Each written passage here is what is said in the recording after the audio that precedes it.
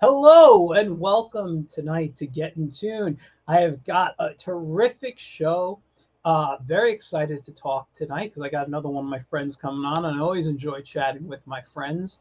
We're having an interesting conversation backstage, and I'm still wearing my glove. I don't need this. I'm not drawing right now. Let me put that to the side. So you know what? Let forget the intro. Just let's bring on Sebastian. Come on, Sebastian. How you doing? Hey, Mike, how you doing, man? Doing good, doing good. Dylan's already watching. Hello, Dylan. We got the guest of honor tonight, Sebastian from Nerds of the Round, but also uh, it's pronounced Bonet, right? Bonet, yes, Bonet. Bonet Studios, right? Is that the name of That's your what it's company? called on the Patreon, Bonet Yes, Studios. Patreon. Bonet Studios of his comic Concrete Combat. And I got to say, I reread it today. And number one, I like it. But number two, I like that it's not superheroes. It's different than superheroes, and it has somewhat of like a manga influence. It Dude, definitely there's a does. lot of great stuff happening going on here in your book. Olata, Morales, is that Morales. Aurelis? Sorry, I'm bad with Hey, names. Thank you for watching tonight.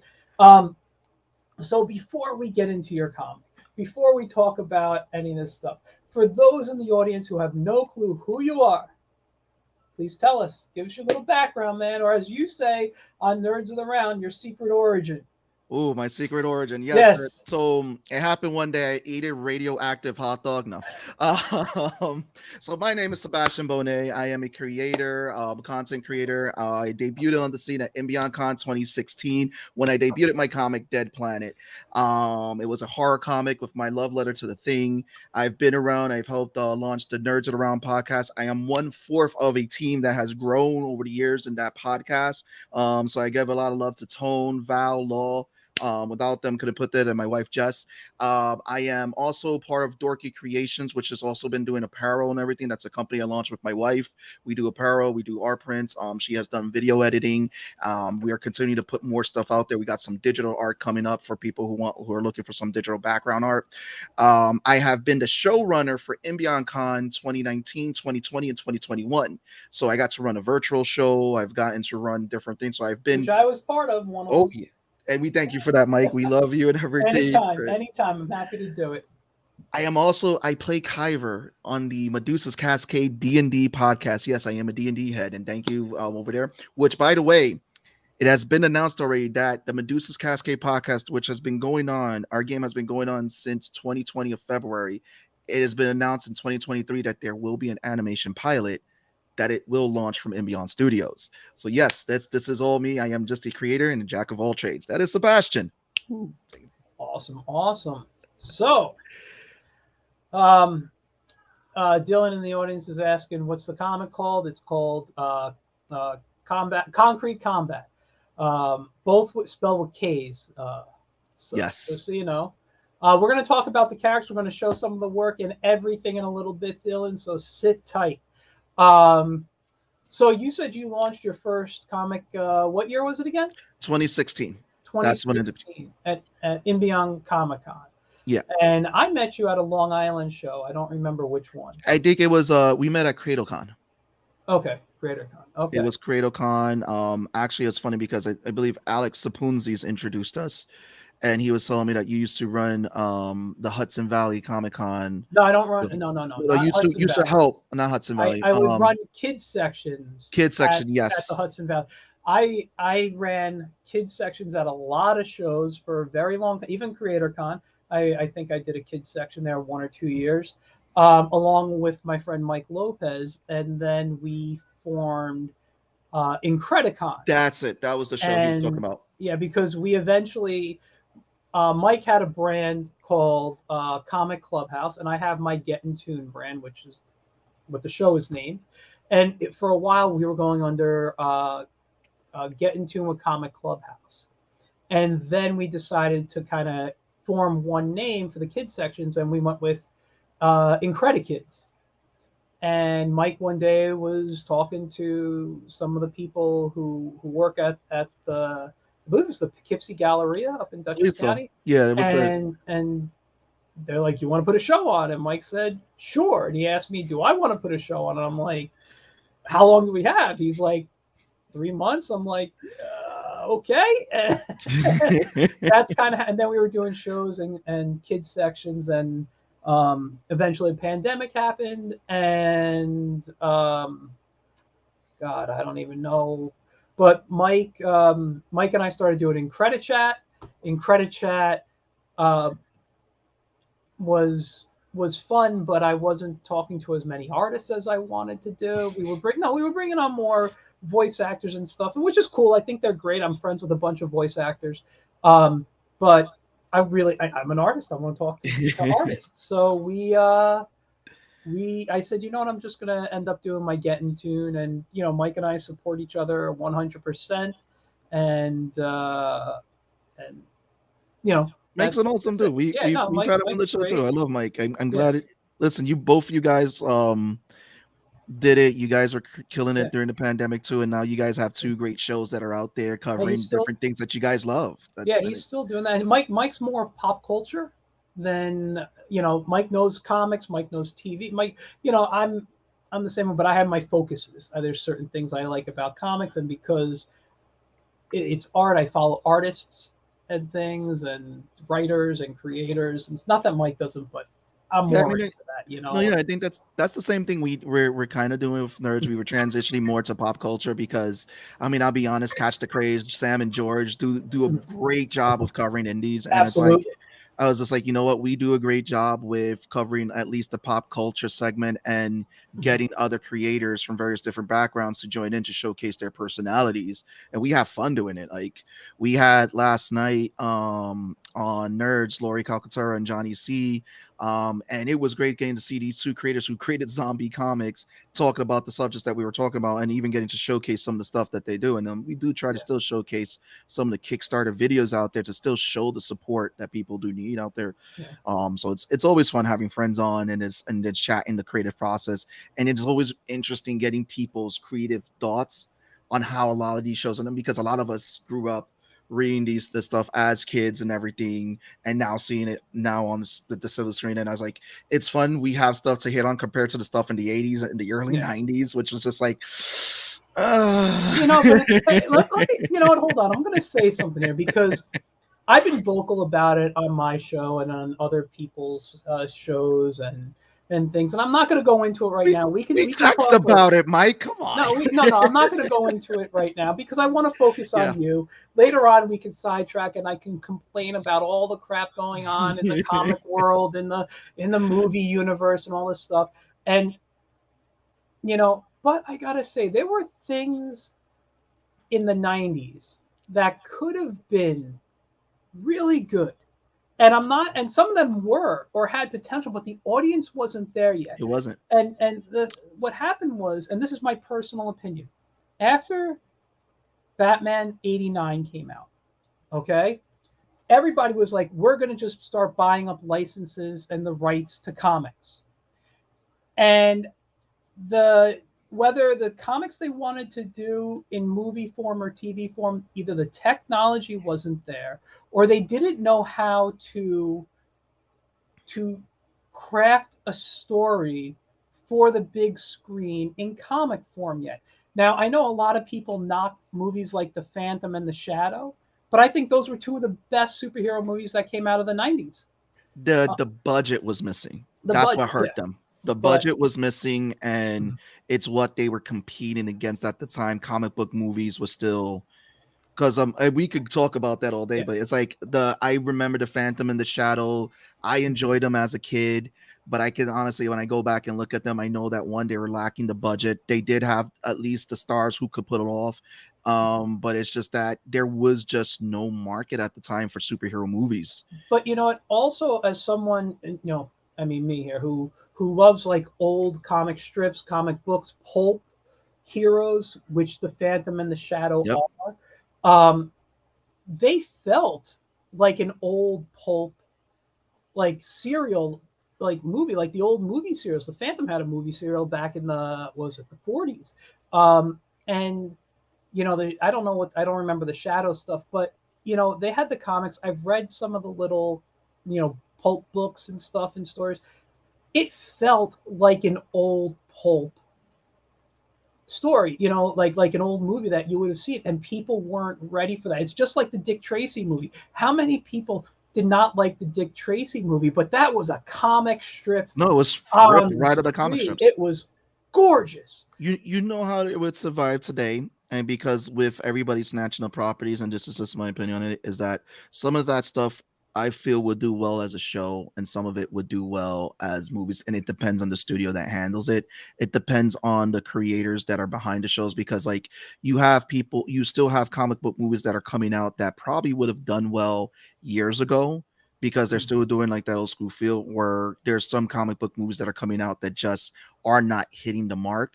Yeah. Marvel has its flavor where I could see where they're not afraid to miss and dive into genres, which I feel helps superhero and also just comic book related content in general, because it's showing these old school directors that comic book movies are not just about superheroes fighting anymore. Like the Captain America movie we got, Captain America Winter Soldier, that was a spy flick for me.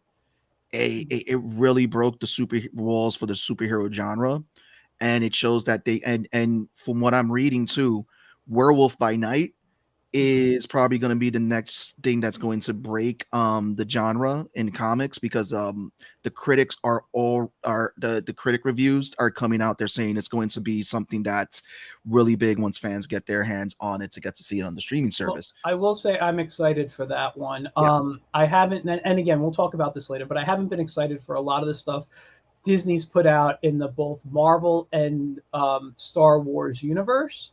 I have been very unhappy with what I've seen since Endgame has ended. But I did tell you before we went live, I actually enjoyed Thor: Love and Thunder, which a lot of people knock, and I thought it was fun. No, it's a And fun movie. It's a yeah, Thor: Love and Thunder. My honest opinion about it is mhm, this: is that I wouldn't have cared if it came on a straight streaming service. I mhm, didn't care if it, because I to me, I felt like it should have been something really straight on Disney Plus. It's a fun movie. I do see where they did drop the ball in some things, but it's to me, I still think it's better than Thor: The Dark World, because I don't think that, and Thor 1, which I know was rushed yeah, because they wanted to get the character out there. yeah, Um did it sacrifice some story for comedy? It did, and I felt that that was absolutely. some parts where it did hurt it. And there were and the lengthwise, I think we should have gotten more gore, the God Butcher. Mhm, And I felt like there was just a miss with Valkyrie, because there were some story elements that they were supposed to do to Valkyrie that they were saying, but it got cut completely. What they were going to do yeah, with Valkyrie. As far as it goes, is it the best Thor movie? No, Ragnarok still carries that flag, that torch. Is it the worst Thor movie? Is the worst Marvel movie? No, it's like mid tier. The worst Marvel movie is still going to be Iron Man 3, because of that rug they pulled on the people's eyes with the Mandarin. I like that reveal. I thought it was funny, and it kind of trolled the fans, but um I know, like, not everything that's come out from this phase has been the greatest, but it's been entertaining for me. Like Doctor Strange's Multiverse of Madness, I thought still was a fun movie. okay, I'll disagree Uh with you. I saw I just the thing is that they were pushing it for horror, but I already knew what I was coming into because I've seen Sam Raimi's horror. I know how Sam Raimi treats horror. Yeah, And that's why it's like I wasn't disappointed, because I've seen so many different Raimi flicks. I already knew what I was going to get from Sam. yeah, And like a lot of the times when he does horror, it comes off a little cheesy. And like when he does it, but it comes on tongue in cheek. And so as it's like Sam Raimi, it's gonna be funny horror. It's not gonna be something that's going to and and and I know a lot of people were upset with the whole Reed Richards thing and all that. I was like, listen, there still is a Reed Richards. This was just fan casting. They did that because the fans were speculating, and they said it themselves. They're like, if they could have gotten Tom Cruise to play Iron Man, when people were like, yeah, Tom Cruise, they're gonna cast him as Iron Man. They're like, oh man, they want us to cast, like, they said it was a they said it was a timing conflict. Otherwise, Tom Cruise would have been superior Iron Man in it. So they were just having fun with it. But yeah, I think the big one that's going to be the exclamation point, that's really, really, really going to be down there with storytelling and everything, that's going to bring us back away from the silliness that we've been seeing in this cycle, is Black Panther Wakanda Forever. I think that one's going to be the exclamation point to end this phase. Okay. Well, I hope you're right. I'll be honest, I have no interest in that film. But it's I honestly the only movie I'm really interested in them doing is Fantastic Four. A lot of Outside of people that, waiting. I don't care about and listen, you know me, I'm a DC guy, but I love superheroes. I grew up reading stuff. I know. Daredevil and Spider-Man were my first Marvel comics I ever bought. But I did get into the Fantastic Four, and my favorite Marvel character is Quasar, who we'll never see on the big screen Never or know. on the small screen. You never know because we're getting Frogman. You never know. Oh man, yeah. I mean, I could talk about this stuff for Yeah. hours. Trust me. Let's sidetrack right now onto what we're really here for. About you, about your comic, about all the fun stuff. So that was a long tangent. I thought it was going to be like about 2 minutes. It's fun when we're having fun. Come on, man. We listen.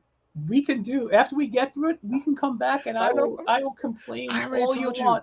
I'm not the host. You're the host. I'm gonna derail you, man.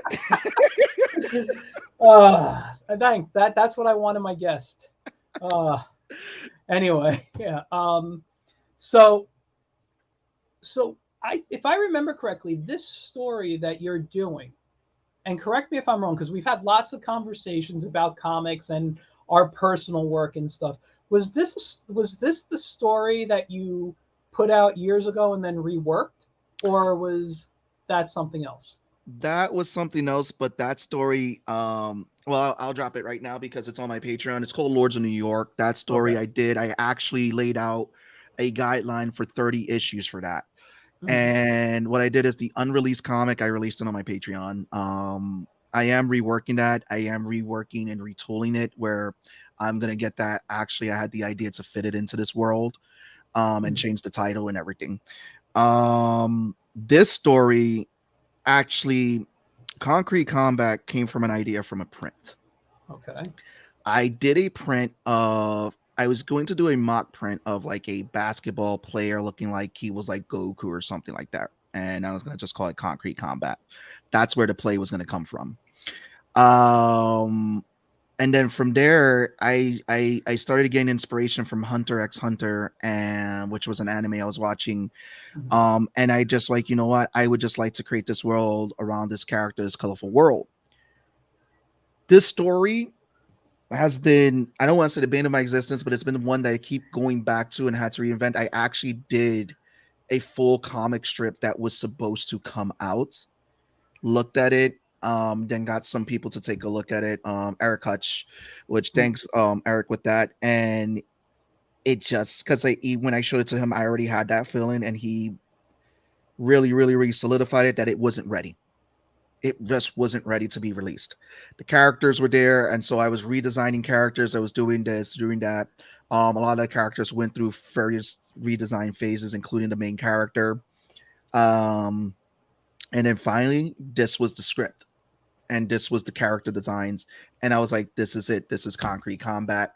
Again, Eric, my buddy Doc read it, and they were like, this is some good stuff. And even like when I send the letters to, because thanks to shout out to George Medina for doing the letters, when he finished the final pages on the lettering, called me up and just had to talk about the story. And I was like, which is pressure now when I'm doing chapter 2 now. But it was just it was a world I really wanted to transport people to and just bring colorful characters to life. I didn't want to do something that was this whole superhero genre. I wanted to get characters that can be night and day, go from the gray and all that, and just show you that there's this big world.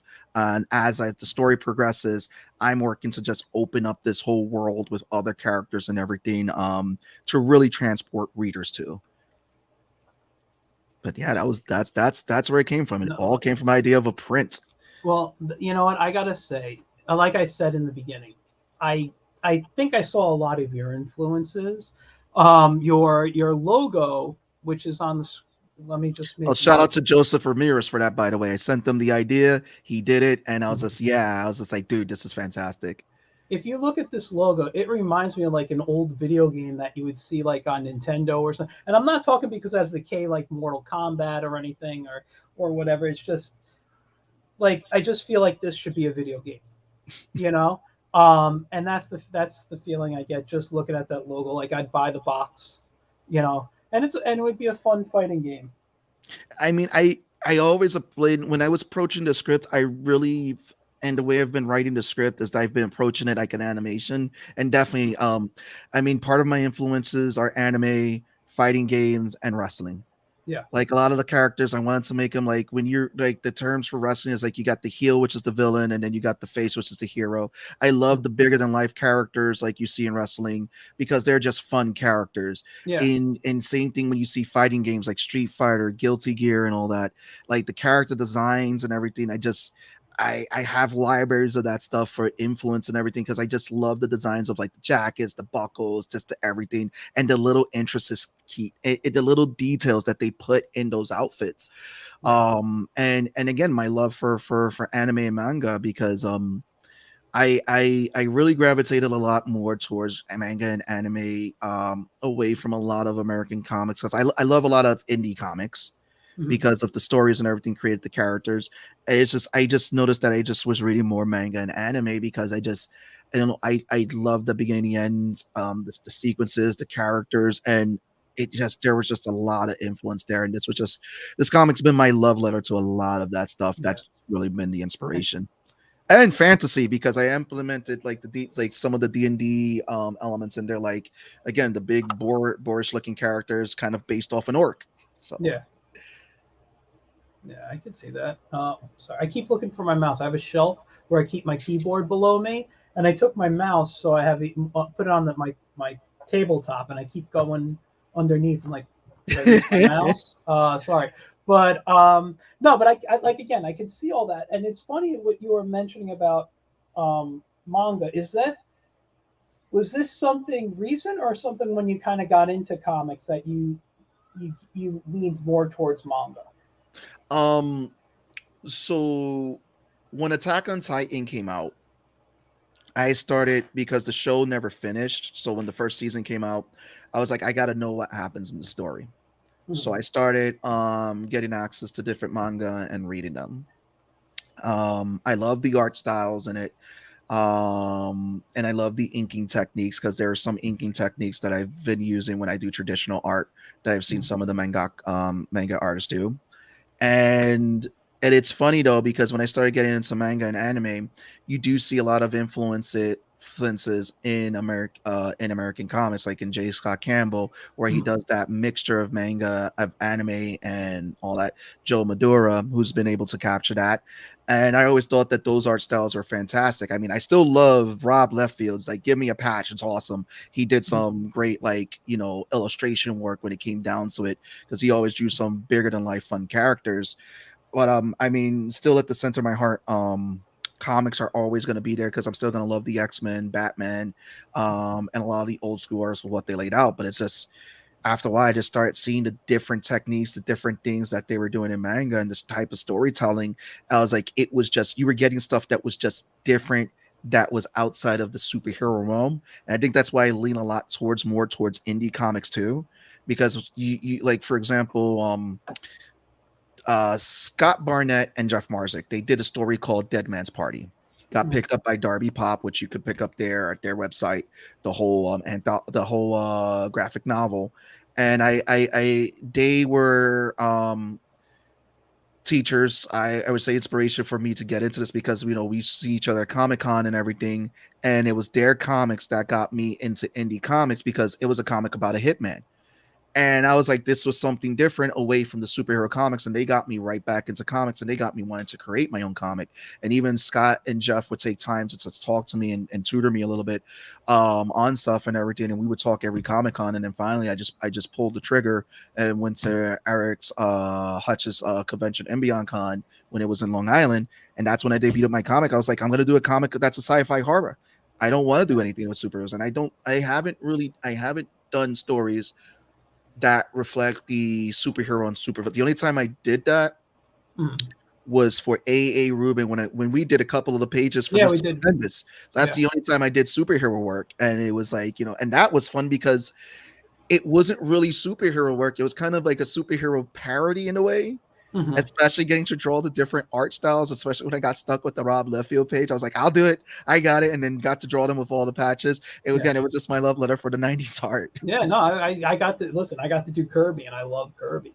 You know, and I got it. You know, it's funny. It's funny. Uh, God, I just lost my train of thought. I'm sorry.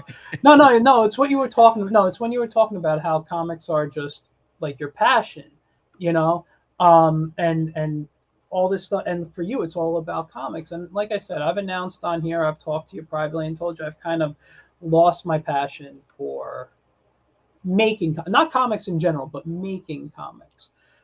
And I'm focusing on animation, obviously, and I got some stuff going in the works, but it'll probably be a good year before anybody sees anything. But as I was going through my work recently to see what, like going through my files, what am I going to turn into animations, what I'm not, I found some old comic scripts that I'm like, this can only be done as a comic. I mean, I could do that as it's just too much. Um, so not that I have my passion back, but I do have a comic project in mind, um, that will come out sometime this year, I believe. I can't wait. And it's not, I'm not like, it's going to be more just all my stories, but kind of an anthology of stuff I just been wanting to do. And a lot of my stuff is fantasy or sci-fi related. I do have some superhero stuff, but and like I was talking about how much I love the pulps. I have some pulp stuff in there, and I have something. It should be fun if I can get it ready next year this time. Do it. Hopefully we'll see some good stuff coming out. But let's talk about concrete combat here. All right. So we're looking here.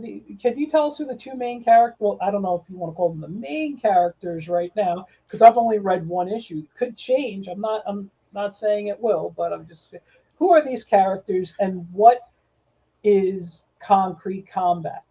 Well, Concrete Combat's going to be a story that's going to follow Micah Gordon, who is pretty much going to go on a journey to see if he's going to fall under the weight of his family's name or live up to his destiny.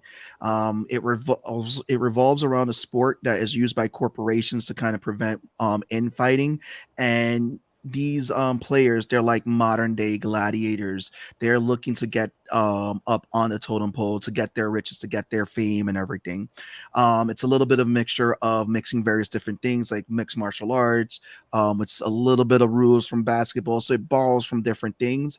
And you're going to see also too that one of the central themes is family. I've created a religion in there that's going to tackle it as well with and we'll go into more details on that later, and also the corporate structure and the world structure. It's a little bit of a cyberpunk world mixed with fantasy and everything, so you have a lot of different looking characters in there. Can I It's scroll down while you talk? Oh yeah. And just to let you know, so that's Ball Hog and Mercedes Gordon. So those are two characters that you see So to the that's story. Ball Hog, obviously, and that's Mercedes. Yeah, so you have the name Ball Hog just to play with it. And the whole purpose too is like, again, is I do want to capture a central theme of family, of friendship. I want to play with like a little bit of morally gray areas, a little bit of the how corporations just are like taking over people's lives and everything in this particular world. How everything has a structure. The city is called Citadel Utopia. That is the name of the city that this takes place in this world. And I wanted to take Citadel, which everybody thinks about Citadel is like this cold fortress, and then Utopia is like this peaceful, like land and everything. And it's kind of like you're kind of combining those two together. And the main company you see that's at the center of this is a company called Access Infinity, acronym AI, artificial intelligence. I was playing around with that, and at the end of the day, in the first issue, you basically get a lot packed in that first chapter. Yes, you do.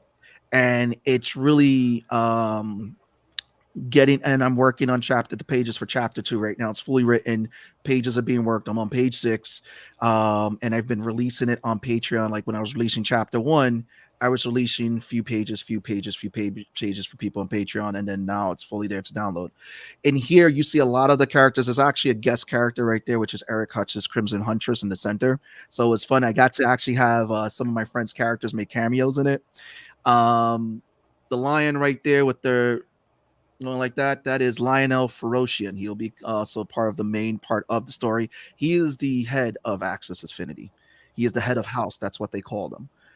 And these are just also all other characters who you're going to see throughout the story, as you see Ball Hog and Mercedes there, and right there holding the ball with the grin on his face. That's actually Micah's dad, Charles Gordon. So, Right here. oh yeah, right there. So again, it's gonna be his journey, and then you're gonna see also too a lot of the side characters' journey. So it's been fun. I've been kind of like Pepe Sylvia in it, with all the characters' journeys, with the connections and everything, and how they all connect together.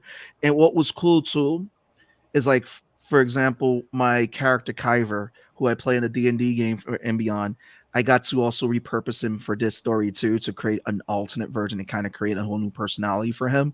So you get to meet Kyver in this issue as well, and other characters too that I've gotten to play in D&D, and it's so I've gotten to get into mindset of those characters and just put them out there.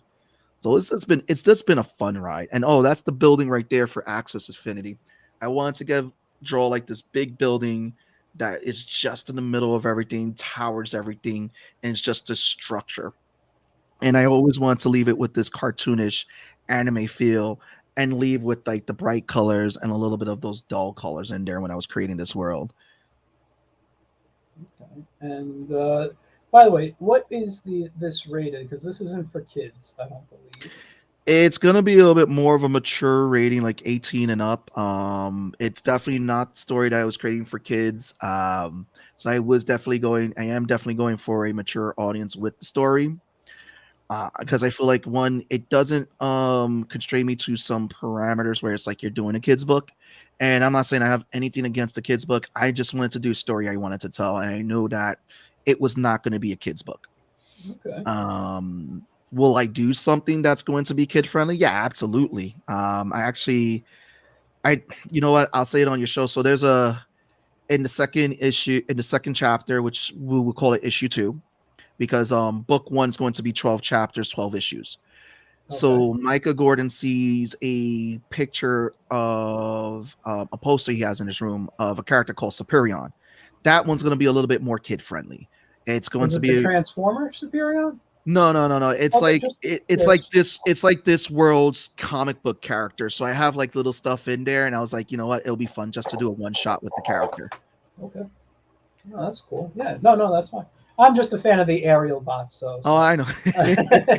anyway, um, you said I can't go past this page, right? You could go past this page. Okay. Like I said, all the way to the announcements. We could show the first one, two, yeah, yeah, that page too. And this was fun. So again, drawing in the arena, going the crowd and everything. I gotta say, I looked at the crowd. I think you have more than one crowd picture. This might be, or this the only one. I don't remember. But I zoomed in on the crowd because I was looking, and I just really enjoy how you got each one kind of in a different pose. Although, were these was this a brush or something or It was a brush I actually found to get the crowd, because I wanted to. So I did try to do a lot of it by hand, and so I decided to cheat a little bit. I actually got a brush through clip, and then what I did is that I did the brush, but then I went back and fixed what I didn't like. Mhm. So I changed some of the hand positions, I changed some of the rolls, I changed that so to give them a different feel. So with the whole brush, painted it out there, went back, scrolled in. I was like, okay, let me change this up here. Let me put an arm there. So I did that a few times, and it actually did help to see how I wanted to do the crowd for later on in some of the other later panels. And so there were some that I started to freehand draw. I started to look at different poses and everything. And then even with the crowd in the foreground, it helped kind of position that crowd in the foreground, that I wanted to do. So I just really want to create this 3D feeling of you're in that crowd looking into the arena. And I was like, yeah, let's just do this. And I went with the Jake Parker principle, just finish it. Don't worry about it being perfect. Yeah. Because like again, I did this where eventually I want it to be an animation. I would like to get some people to animate it. They'll definitely do a better job than I did doing it. But I just really want to showcase the visual and the story and showcase this world as many ways as I can. Even like with the announcers, like George loves the announcers and had fun with them, especially with their banter back and forth. The guy with the white hair, he's actually one of my D&D characters in a campaign I got to play, and it was fun getting to repurpose him and thinking about how his dialogue would be in this whole thing. And Yeah. it was cool writing him in that he's a retired player, like you see in sports and all that, where a lot of retired players are announcers. So it Yeah. gives you that whole feeling right there, like yeah, you know, you have your guy who's just one of the announcers, and one guy who's the color commentator who's retired, who's played the sport before, gives his whole thing and throws his personality in there. So it was fun doing that. No, listen, this I like George. I love the announcers. I like the what's the word I'm looking for. I like their relationship. I liked how they their repartee, how they spoke to one another. There was a lot of good stuff here. I like their designs a lot. They actually might be my most favorite designs in in this story so far. Thank you. It was fun. I both of them, and I love the tie here. I love the concept of the tie. I love just everything. I love his eye here, the scar going down, just all this stuff. Can I go down further? Yeah, yeah, Or? you could go down to the next page. It's funny. So Skip, I based him a little bit off my buddy Pete because he's actually a wrestling announcer and a Uh-huh. promoter. And Okay. with Skip, I was looking at kind of combining wrestling announcers and sports announcers. Whereas like you have that straight man who's going to just deliver it. But Miz, I was just like, I'm just going to play him like I did in the D&D campaign and just this overall excited guy. And Yeah. it was fun doing Miz and everything and getting to draw the concept for the character and getting to get him out of that fantasy realm and kind of give him this more futuristic, a little bit of cyberpunk element more in there as well when I was doing the character. So it was fun just drawing them and just bringing their dialogue to life, and then seeing when George labeled it, I was like, dude, this is it. Thank you. This is just perfect, man. Yeah. No, this is great stuff. So if people want to read it, they have to go to your Patreon, which I'm going to put the link. And I only put the Patreon at $3 a month. I'm not looking for anything crazy for subscriptions. $3 a month, I think is enough. It helps like everyone who supports it. They do support the projects, the continued projects. I do put other stuff that's going to be in there as well. There's a lot of different things. I do put exclusive art I haven't put on any of my social media. Like Mhm. my joke comic strip is on there, and then I do public posts every Sunday so that this way people can see some, if you're following it, you get some public posts. But for the Nice. $3 subscriptions, there's just exclusive art that I have not posted anywhere. Like Lords of New York, you get to read it there. I put Dead Planet on there for people to actually read and download. And I also have been given exclusive announcements of stuff like concepts for the reworkings of Dead Planet. I actually put them on there. I actually been working with Alexander Sapunsis from Wayward Raven on retooling Dead Planet, and we're actually even changing the name. And we have an outline now. It's just scripting and character concepts, and I put some dead concepts in there of ideas that's already have floated around.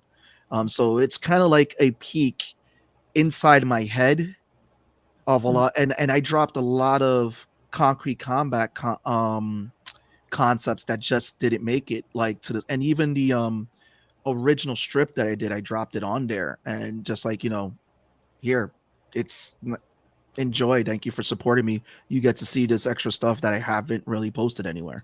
Yeah. No, that's great. I love it. Um, and I like that you do the weekly posts. Like there's Oh, this Patreon. one.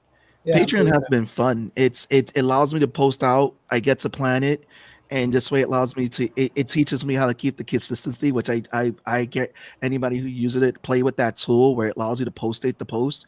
I think it has one of the best ones out there, aside from like YouTube, that allows you to post date stuff. So it's been fun creating new content for Patreon.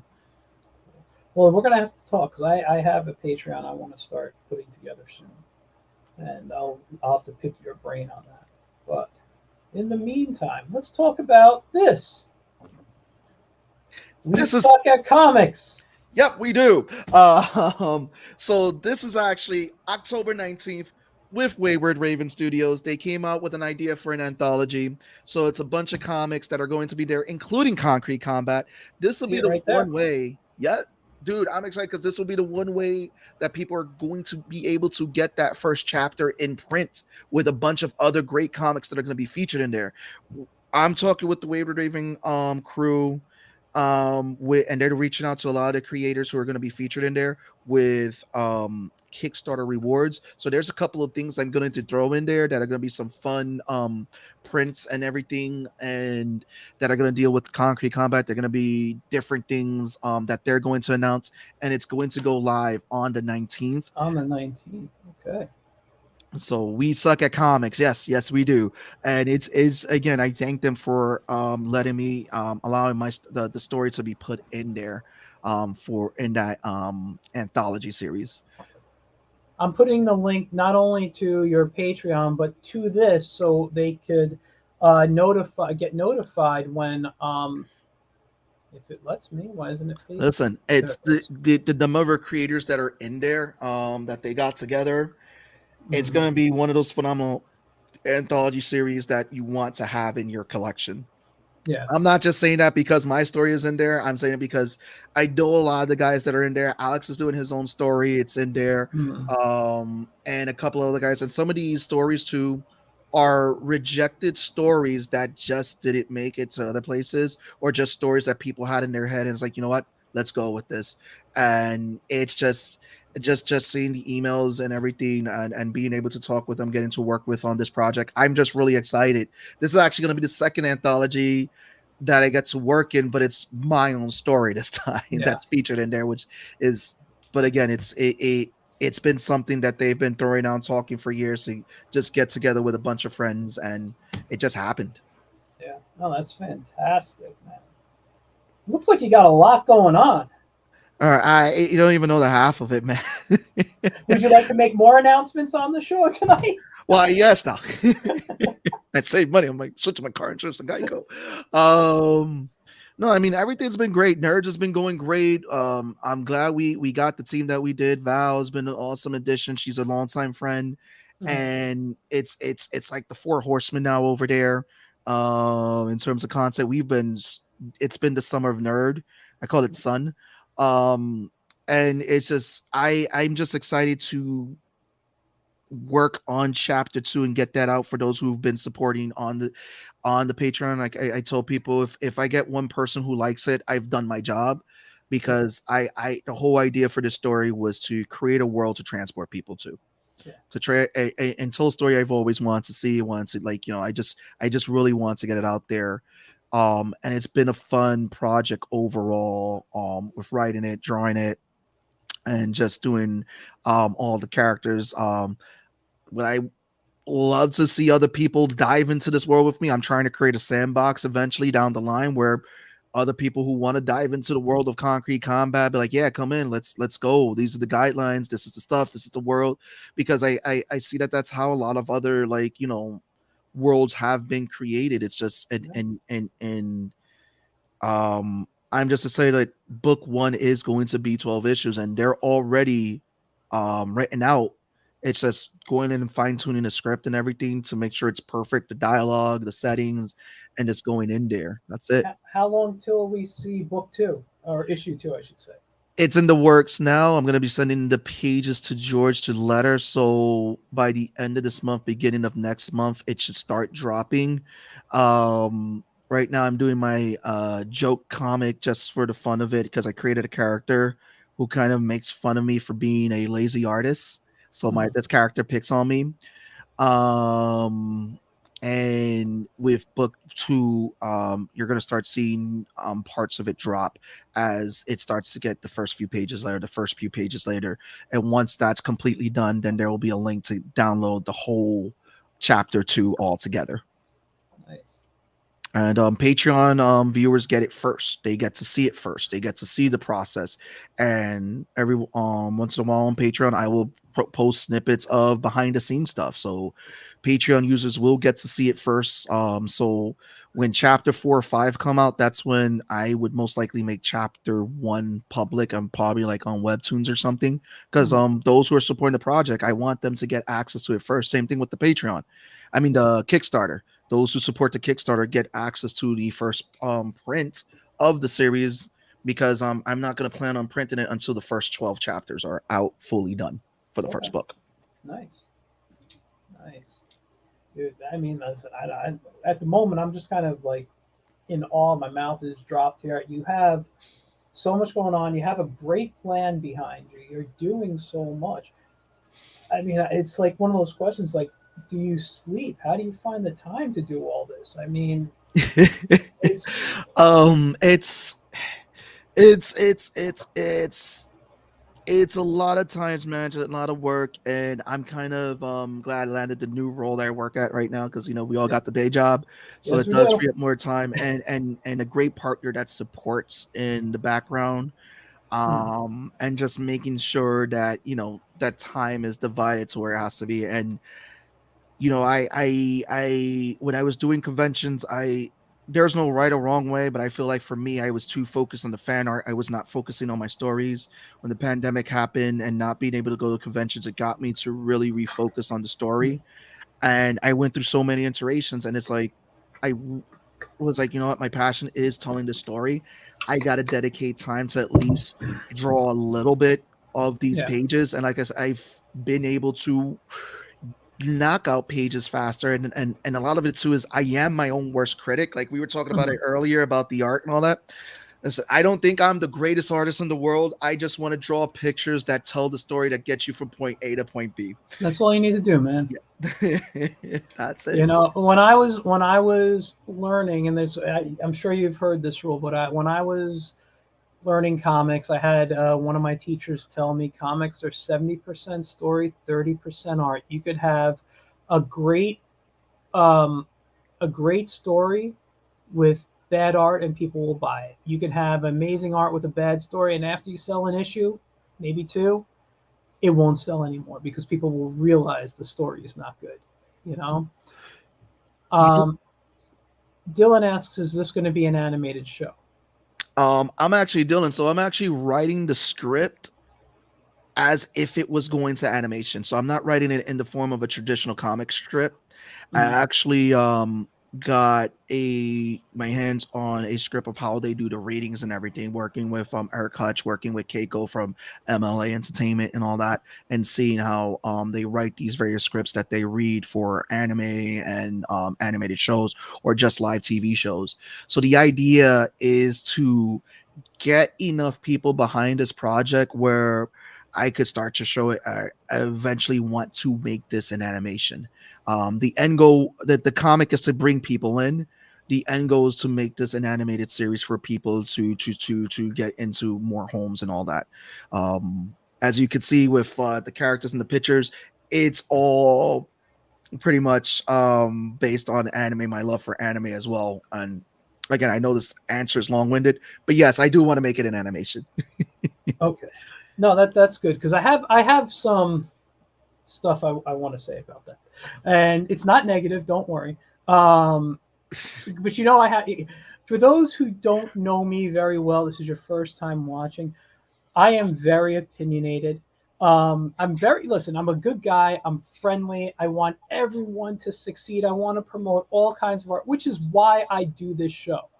All right. It's all about not just my friends, but everybody. I bring people on and I want them to succeed, whether it's a Kickstarter, they just got a book, or they just want to share some information, you know? And but this is something I've had a thought about recently while developing a comic that I want to turn into an animation. Okay. how come you didn't draw this at the size you would need to already turn it into an animation? Just like build it as like an anime, like just build sets, if you will, or backgrounds, whatever term you want to use. Just build the backgrounds, layer them, and then create the cast, and redraw them for every panel so they're in different issues. I mean, but then you've basically created a storyboard, and then Mhm. when it's time to go to animate, your backgrounds are there, your storyboard's there. You just got to record the voice, the sound, set it to time. You got your animatic, and now you can start animating. Like, I just don't understand why people aren't working in this method. Is it something you thought about, or? Well, I sat there, so it's funny. So a lot of the backgrounds, a lot of the buildings, I was actually contemplating on doing a lot of different things to approach this, but I was like, let me just get the story out there as quick as possible. But I actually sat there and actually made some of the backgrounds in Blender, Okay. like did geometry shapes and everything, so that it's like I could go around and go, and it's like, oh, I just have to texture this. Mhm. This would look great to do that. But learning 3D animation that takes time. Yeah. And it takes a lot of time. So I was just like, I can always go back, like, I'm going to do I mean, I'll let the cat out the bag on your show. Go for I'm it. going to work on kind of like an animated commercial for it. Okay. I was going to do something simple where it's like maybe the character looks up and then the logo pops up on the side to Okay. get the idea rolling out there, to get people excited for an animation. I was going to test a couple of stuff, and obviously, again, that stuff does take time because, like I said, it's just finding the time to dedicate to each project, and I want to make sure I dedicate enough time to give it the love that it needs. The other thing is that I have all the turnaround sheets, and I've redone some of them so that this way, if I ever do get or I'm not gonna say if I ever do, when I do get to work with people who wanna help me animate this, we have the turnaround sheets, we know how to turn around the characters and everything. Eventually, I wanna start playing around because I talked to another, guy, Phil the animator, great dude, who's helping with the anime. Phil the animator? I don't know Yes. Phil. I gotta send you his stuff, he's a great Okay. dude, and Oh, wait a second. Is Phil? Hold on. I don't want to.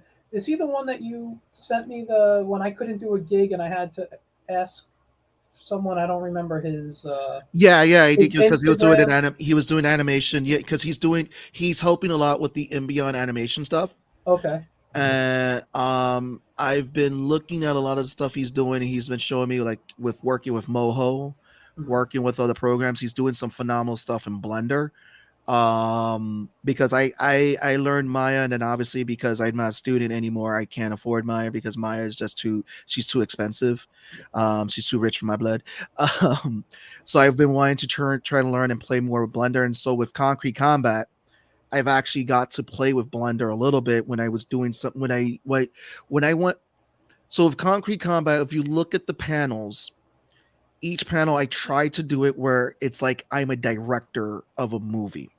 Mhm. I'm trying to get that camera angle where it's like, and I would play with it, like, I'm not seeing it right. So what I would do is create, like there was a hallway scene.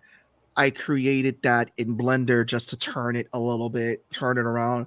And I was like, you know what? I like this shot, snapped it, put it there. And then what I did is that I used it as a guideline for everything. And then I added all the extra stuff like vending machines and everything around there to create that dynamic shot when the characters are walking down the hallway. So I go there and create, and these are all just tools that I see to help me get that shot, to tell that story, to transport readers with that visual, that they're like, oh, this gets this death and all that. Like there's a shot I'm writing in chapter 3, and I got to figure out how I want to do it.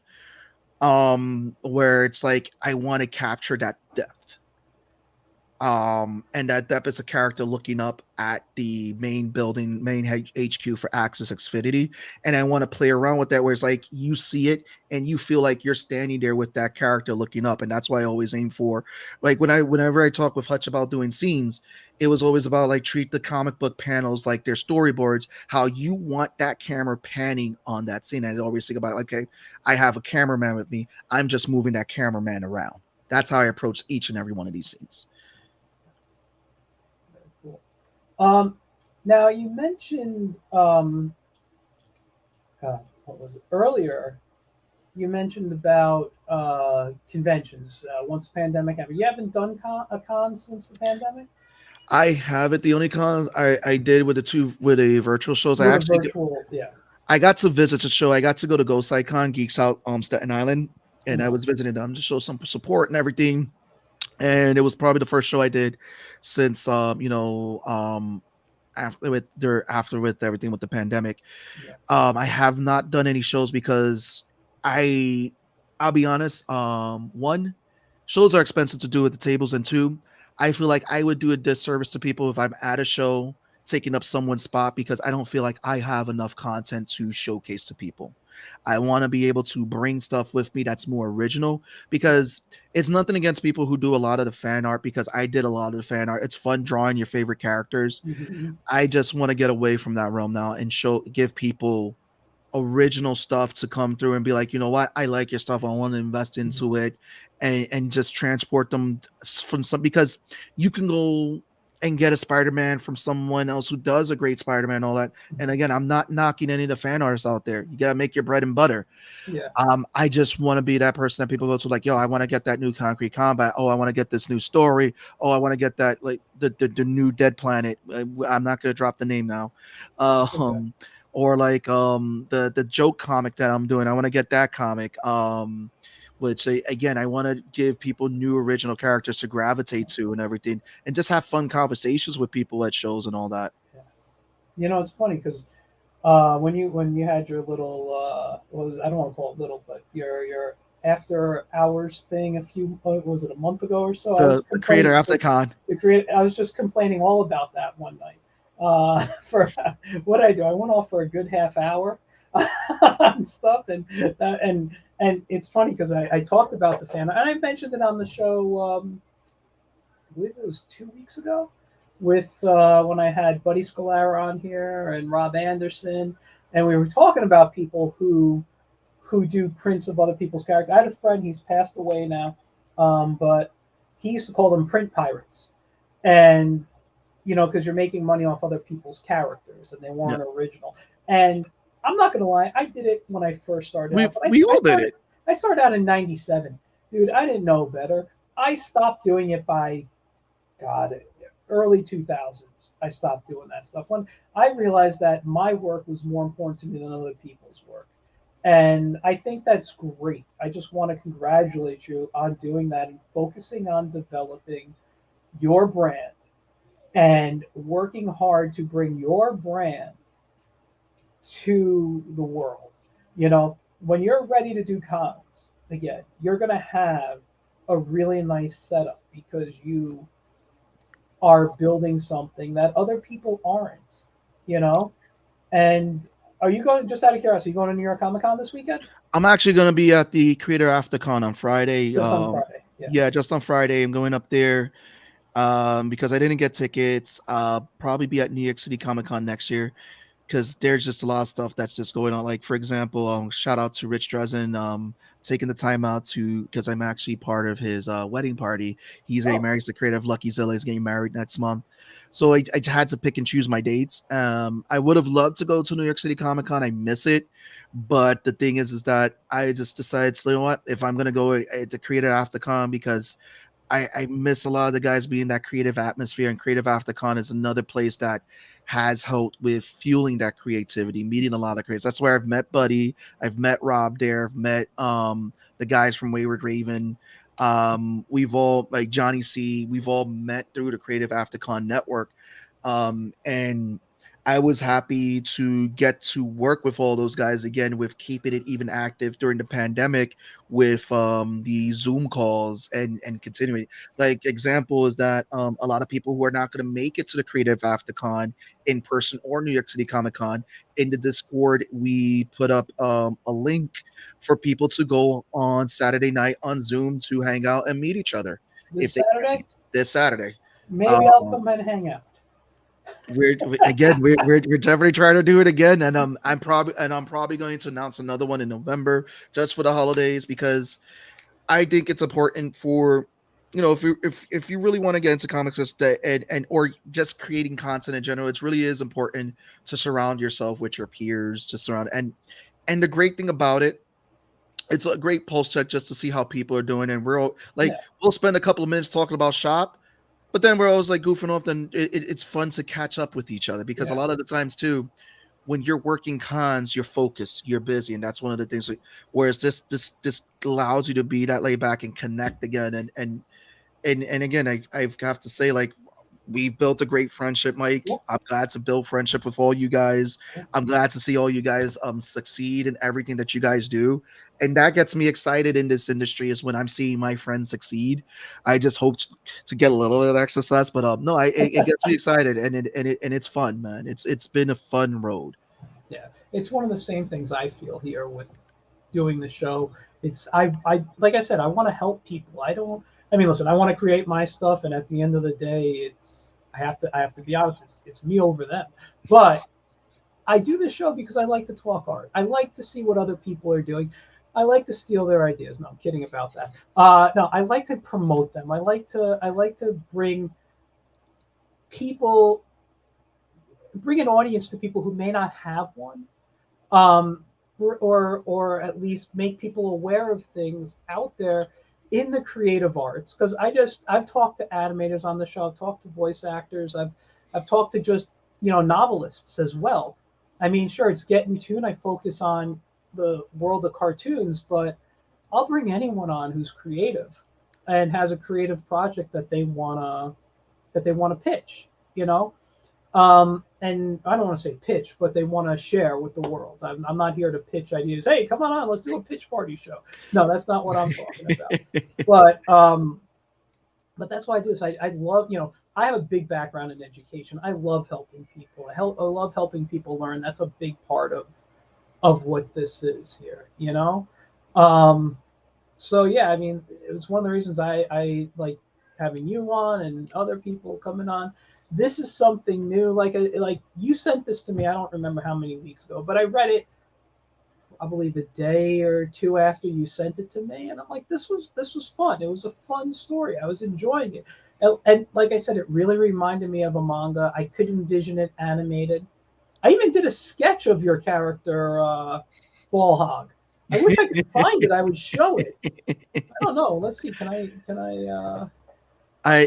Oh man, I there's another design I have of ball hog. Mhm. And it was a design that didn't make it, but I'm gonna reuse it. It's him in a suit, which I'm excited to use it on him.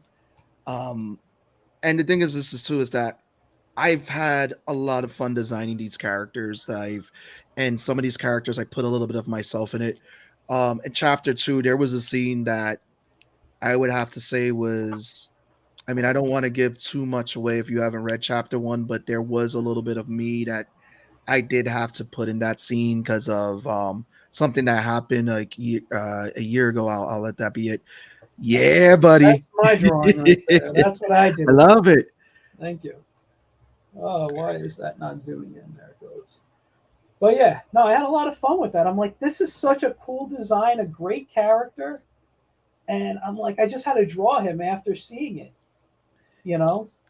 He Um, Sorry, he go ahead. was just super fun to do, man. He when I came up with the concept for him and then drawing him, I just like, I wanted this orcish pig looking guy, just call him Ball Hog. It was it was going to be the original villain, but I was like, when I was originally like doing the poster series, but I was just like, there's just something more with the character. Just wanted, I remember I showed it to Hutch. He was like, "Yo, I love the name of the character." And then I showed it to my buddy Kimbo.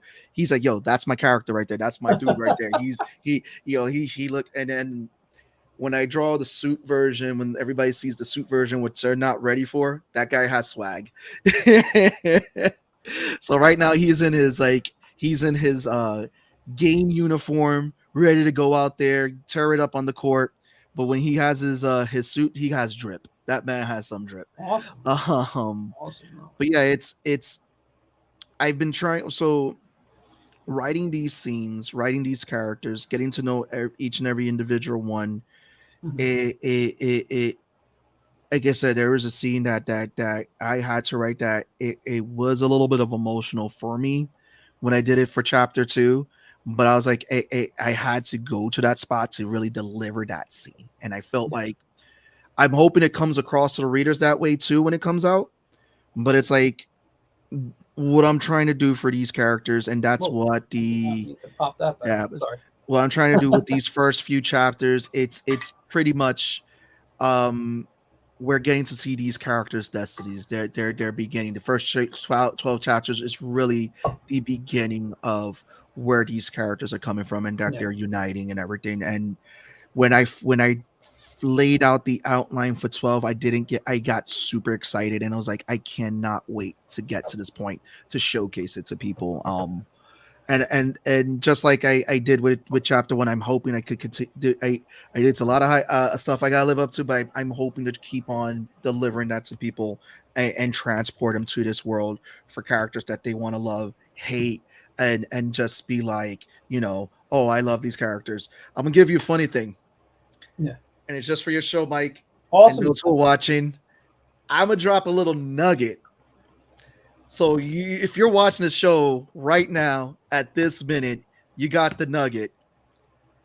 I did drop one of the main antagonists in the story, and they're hidden in the background in the story. There is a Is it on reason. any of the? Hold on. Is it on any of the pages I've shown Nope. publicly? No, I'll give you a hint. Nope. No, no, no, no, Okay. no, All right. debatable. I will go back and look through it again. But the thing is that I added so many characters on purpose, and you see that character again later on. Mhm. But it's it she that character has been fun to design as well and build that character and kind of build their overall story. Mhm. Um, and again, that's one nugget I'm gonna drop there for you. It's a little bit of Awesome. a fun thing I did to play with people, and I'm going to showcase that to people who didn't pick it up and didn't listen to the show that very minute, who missed this episode, who should have been watching. They're gonna see that little nugget, like, oh, and I can't wait to do that. I've just been having fun. Like I said, I have a whole Pippa Sylvia thing going on right now. I got a string connected here, where I want to make sure this keep it going. Oh man. No, that sounds great. But you know what? I don't know what else to ask you right now. I mean, you've covered so much. You gave me so many good things here. Dude, like I can end this and have a happy show. We could continue and but I don't know what we should talk about. Like I enjoy chatting with you. Um I have fun, man. I have fun with her. I enjoy chatting with you. I enjoy chatting with all my friends, man. It's yeah, it's always fun. It's it's fun good stuff. chatting and stuff. As you see, I have it's the love for all this stuff, man. Yeah. It's just Is there I I'm sorry, is there anything you want to share that you haven't it doesn't have to be about the game. I'm not a game, the comic. I like to think of it as a game because it reminds me of a video game. But I'm saying, is there anything else that like you feel my audience should learn about from you? um just go out there, have fun, be merry, enjoy life, eat a lot of food. Know a great Mexican spot in Hamilton, New Jersey. No, man. I mean, if you ever see me at a show or anything like that, don't be afraid to ever approach me and chat it up. I'm always for the creative process. I'm always for learning. I always tell people be a master student, don't be a master professional, because the minute you become a master professional, you stop learning. You need to be a master student in whatever craft you do, whether it be work, whether it be life, whether it be your relationships, whether it be projects that you're working on, because there's always something new that's coming out. For example, I know a lot of people, there's a lot of artists loving and hating AI art. I just see it as another tool to help like learn different things. I've been loving a lot of the color palettes that have been coming out of a lot of the prompts I've used that I would never have thought of because I'm not a colorist. I don't think about color theory. I don't think, but it goes, oh, this palette looks nice. I like these colors, concepts and stuff. Like whenever, like, I think about it as a great tool. Like, is AI ever going to replace artists? No, it's never. It's actually probably going to create more jobs for artists to digitally touch up the stuff that AI art messes up. Um, I love just podcasting. I have fun with my friends podcasting. I'm a big D&D fan, which Mike knows that. Can't wait for the Dungeons and Dragons movie. We got to play one day. I got my D20 over here. Oh, where's my screen? Oh, We he's either a, gotta get you to DM or we gotta get Tommy to DM. We gotta get someone to DM where we're I, just I'd going rather in. play. I DM Yeah, more than I play, so I'd rather play a game one day. we gotta get Um, Tommy to do it then. yeah, I mean, and I have my God, I have to look him up. I know I have a druid character I play. I don't even remember what the heck he. No, he's a dwarf. I remember that, a dwarf druid. It's been so long. That's what I'm saying. It's been so long, and I remember the one thing I remember is I made him comedic, and I named him not after a character, but like a character you'd find in the Flintstones. That I remember I did, but everything's written down somewhere. I have no clue Well, where it is. one of my characters who people will see, it's been recorded for the Medusa's Cascade podcast. There's a lot of D&D stuff we've recorded for the Yeah. podcast. And there's a lot of spin-offs too. It's in one of the games that we did, and this character, he's a goblin that speaks like Sylvester Stallone and does meat puns. He's like, yo, you got that meat? You know, I was like, yo. And it's I was talking throughout the whole game, had everyone laughing. I think I played the most chaotic characters. But what's been fun is like the main character Kyver, who is in the D&D podcast for the Medusa's Cascade. It has been fun, and I learned a lot about character development playing that character. And the second one was Miz, which was in another campaign. And, That's a good point. I'm sorry to interrupt for a yeah, second, but growing up, I'm a D&D fan. I didn't play really when I was a kid because I didn't have anyone that played, but I read the books. I read a lot of the stuff. When I did start playing, which was later on in college, and I was taking classes on storytelling, and I was creating comics, and I was already doing stuff, studying animation and stuff. That is one of the best games if you want to learn to tell stories, if you want to understand character development. And I'm not saying it has to be D&D, but tabletop role-playing games, you know, if you're not into the fantasy of D&D, there's tabletop Star Wars, there's tabletop Star Trek. yeah. There's police and mystery and occult and all this stuff. There's so many different things you can play, but D&D is the first and the one everyone thinks of. I love fantasy, so I play D&D, but it really is probably one of the best tools to learn and understand story and character. You know, And and the I'm sorry. Go ahead. no, and the great thing too is with the launch of E5, the fifth edition, I Mhm. think they made it accessible for a lot of people Yes. who just didn't. And it's funny because a lot of people who never played D&D who we're seeing get to play, like friends who I know who don't know about it. When you tell them about it, they're like, what is that? And then they sit down and they play, they want to play again because it's Yeah. just a fun time. And it's like, and what's great about it too has been like a fun group story project. Yeah. Like we're all learning, and the DM too, like when you're DMing, um you're learning one from your mistakes as a DM too. You're learning narration. Like Tommy learned a lot, and Yeah. you learned a lot. We learned a lot from Tommy because he says he would never do it again. He would never DM a campaign for 10 people. But yeah, it was 10 people in that campaign. Wow.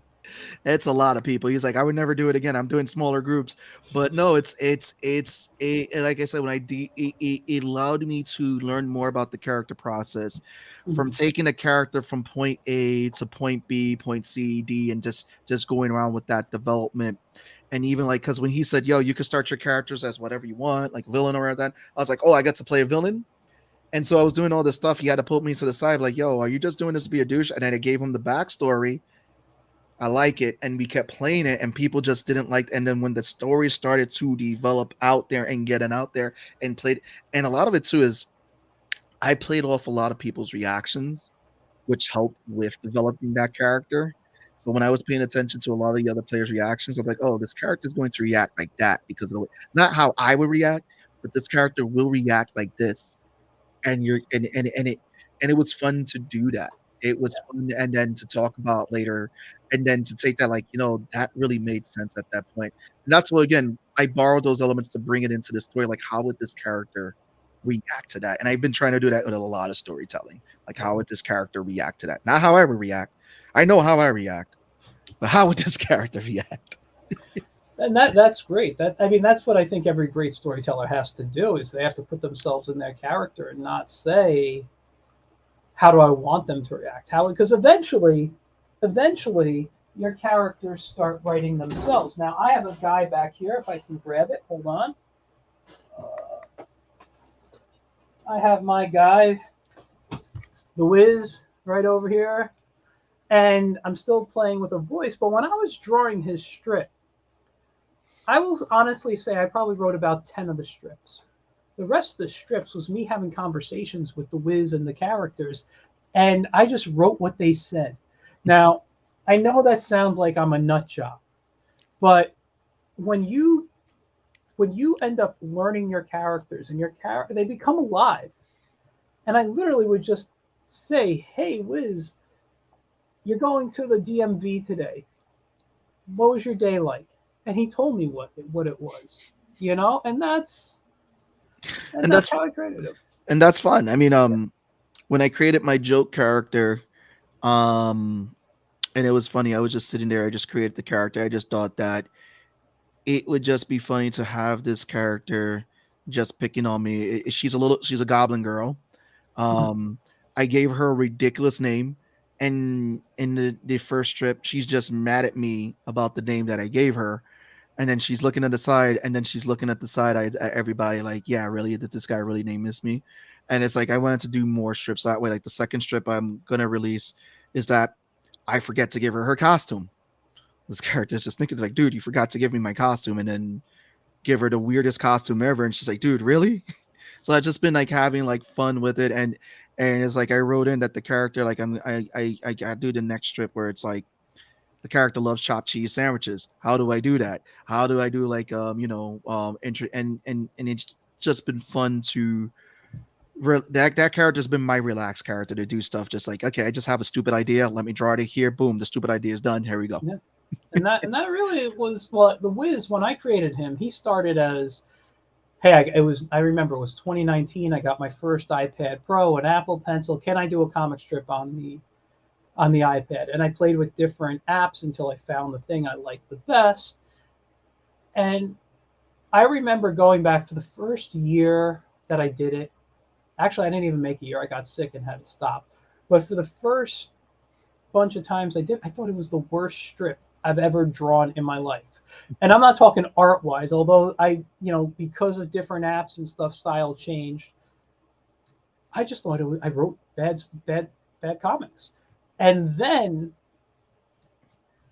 I went back to it and I reread all the comics. By the way, you guys can find on Instagram or Facebook at the Wiz Comics, WIZCOMIC. And I'm like, wow, some of these were really, really good. Like, not everyone's going to be a winner, but I was like, wow, I really did something good. So I started writing again, and doing the show inspired me to write again. And after a few weeks of writing him, I started having conversations again. So I have about another 50, 60 stories like I could do as strips. But good old The Wiz is going to come to you in animation now. And I what can't I've wait. done, I'll tell you, the hardest part is finding a voice for him at the moment.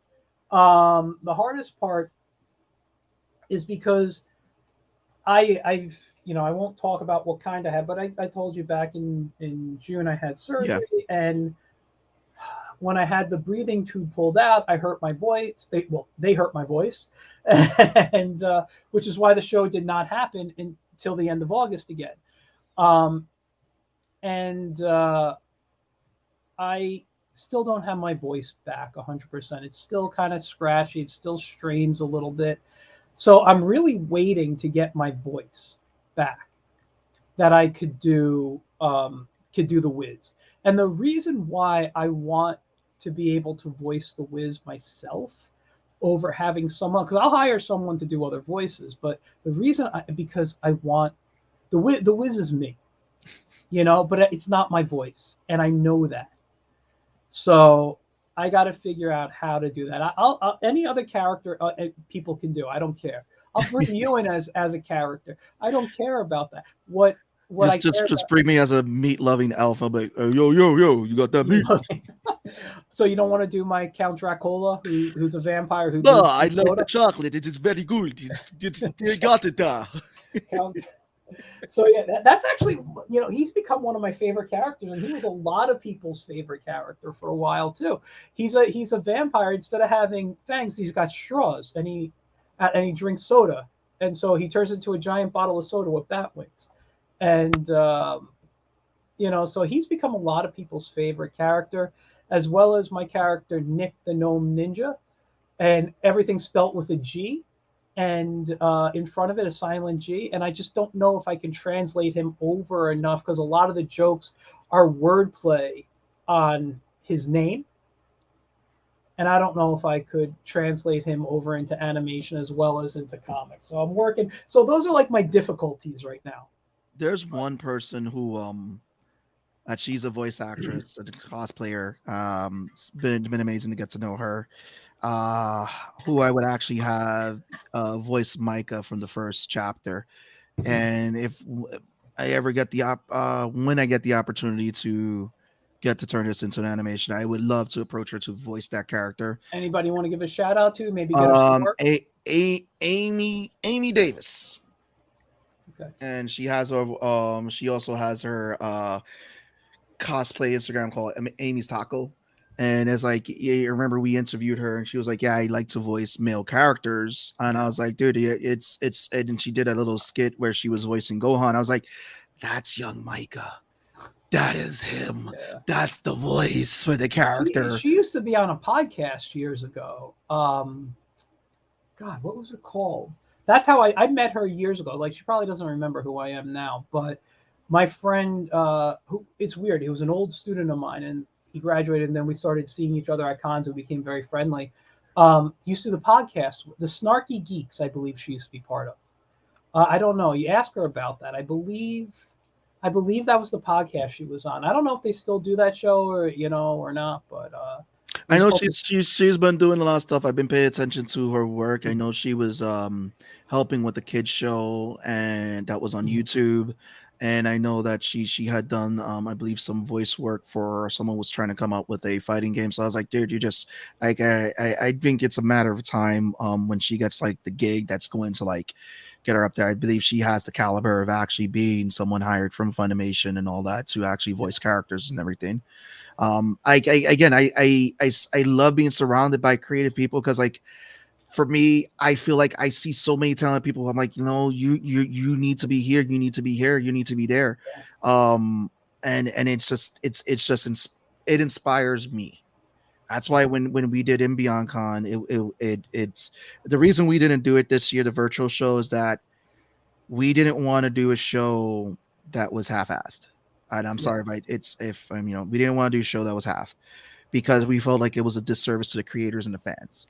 And a lot of people asked us why we were, and it's like that was just the plain Jane reason.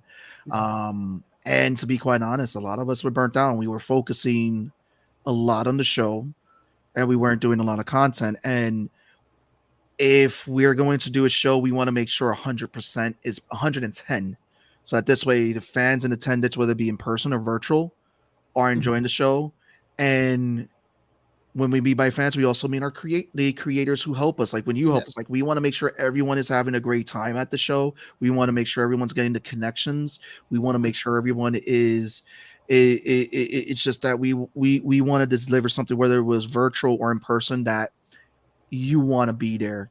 yeah, You get that creative energy recharge and all that. You get to network with great creators. You get to be with your peers, and it was more of delivering that than it's like because we could have done a show. We could have been like, yeah, let's just collect the money. That's it. We'll just get paid. But that's not how it works. Like, yeah, it costs money to throw a show, mhm, but to deliver a show that people say, you know what, I don't care how much money I didn't make at the show. I love the energy. I want to be back there. If we touched one person, if we got to get one person motivated to go out there, create the next biggest project, to meet new people, to network on it, we feel like we did our job.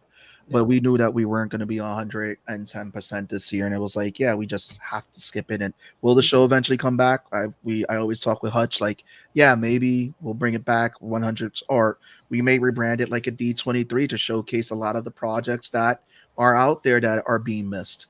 So there are just a lot of things we play with, and again, that's one of the things I did miss about the show. Was No, connected. listen, I had a lot of fun when I did my my workshop on animating in Photoshop, which I haven't It's done good. since that panel. I don't think I've had any. I did it for a project, and that's how I learned how to animate in Photoshop. Someone hired me. They're like, "Oh, well, yeah, we're doing this and this, so and I'm using Photoshop." I'm like, okay. And I said, I've done it in the past, but I'm like, I haven't done it with the updated tools. So I watched like 3 YouTube videos, and I'm like, okay, I'm good. But since then, I haven't animated because I use Adobe Animator, or I was using Toon Boom Harmony, or Yeah, there's no, and I think it was good because there are yeah, people who don't have access to anything but yeah, Photoshop, and that was a great way. That yeah. when we were thinking about the panels, coming up with the ideas, the whole idea was to come because like you have a lot of cons panels, and there's nothing against like any of the shows out there because they Oh, do come on, this. knock them, knock the other shows. I can't because they do the celebrity panels well. We're not a celebrity show. What are we? Yeah, We're a creative show. So it was always thinking about what help did creators need what and it was always great to mix it up with people of all different types. Like there were a lot of creators. It was their first time paneling, and you learn by doing it, yeah, and it creates that type of motivation and that thick skin that we need so that we could go out there. We I was looking for marketing panels because one of the things that's hard out there for creators is marketing. We had a panel about mental health because that's one of the thing in our community we don't talk about a lot is the mental health of just not only fans but not only as communities but as creators as well. We're all saying it was creating that safe space to open that up. We talked yeah, about diversity in comics. We talked about creating that. We talked about the right and wrong ways. We talked about women in comics. We talked about a voice acting, how to break into voice acting the different ways. And it was great for fans to attend because if there was a fan that was sitting there thinking about doing this, they got to see creators that were doing it who were at their level as well, or even higher, and just the mix and all that. And there were some people in the year before who were like who were younger and everything who didn't really think about doing a panel or consider doing a panel, and we're honored and we were happy to do that, to give them that stage to showcase them. And that's all it was. It became that let's do it again, let's do it. And by all means we had a lot of fun, and a lot of people don't know that first show the website was hacked, knocked down. It took us 3 days to get it back up. really, wow, Yeah, so what took us months to build took me Hutch and Law 3 days to get back up because that was at the time when people were like Russia was hacking everything. It was actually yeah, Russian yeah, hacked. wow, We called the web host and like, yeah, they hacked it in such a way where it was like, so what happens that the web host usually would back up the website. Um, and there's a minute that they have, it's a small window where they dump the old site and then back it up or something like that and showcase the new. It was in the middle of that window, deleted everything. wow, Took me, Hutch, and Lowell 3 days to get it all back up damn, because we were. That's how committed we were to that first show. That's why I said it. Just we got to the point that was this year. We were like, yeah, we don't. There's just a lot that we were doing. Like there's the animation we were focused on. I was focused on this project. There were a lot of personal stuff a lot of us were doing because we're all over the country and everything. And even though like we told people, yeah, we did make money at that first show, it does take a lot to invest into doing that stuff, even if it's a yeah, virtual show. And we never want to deliver something half-assed out there.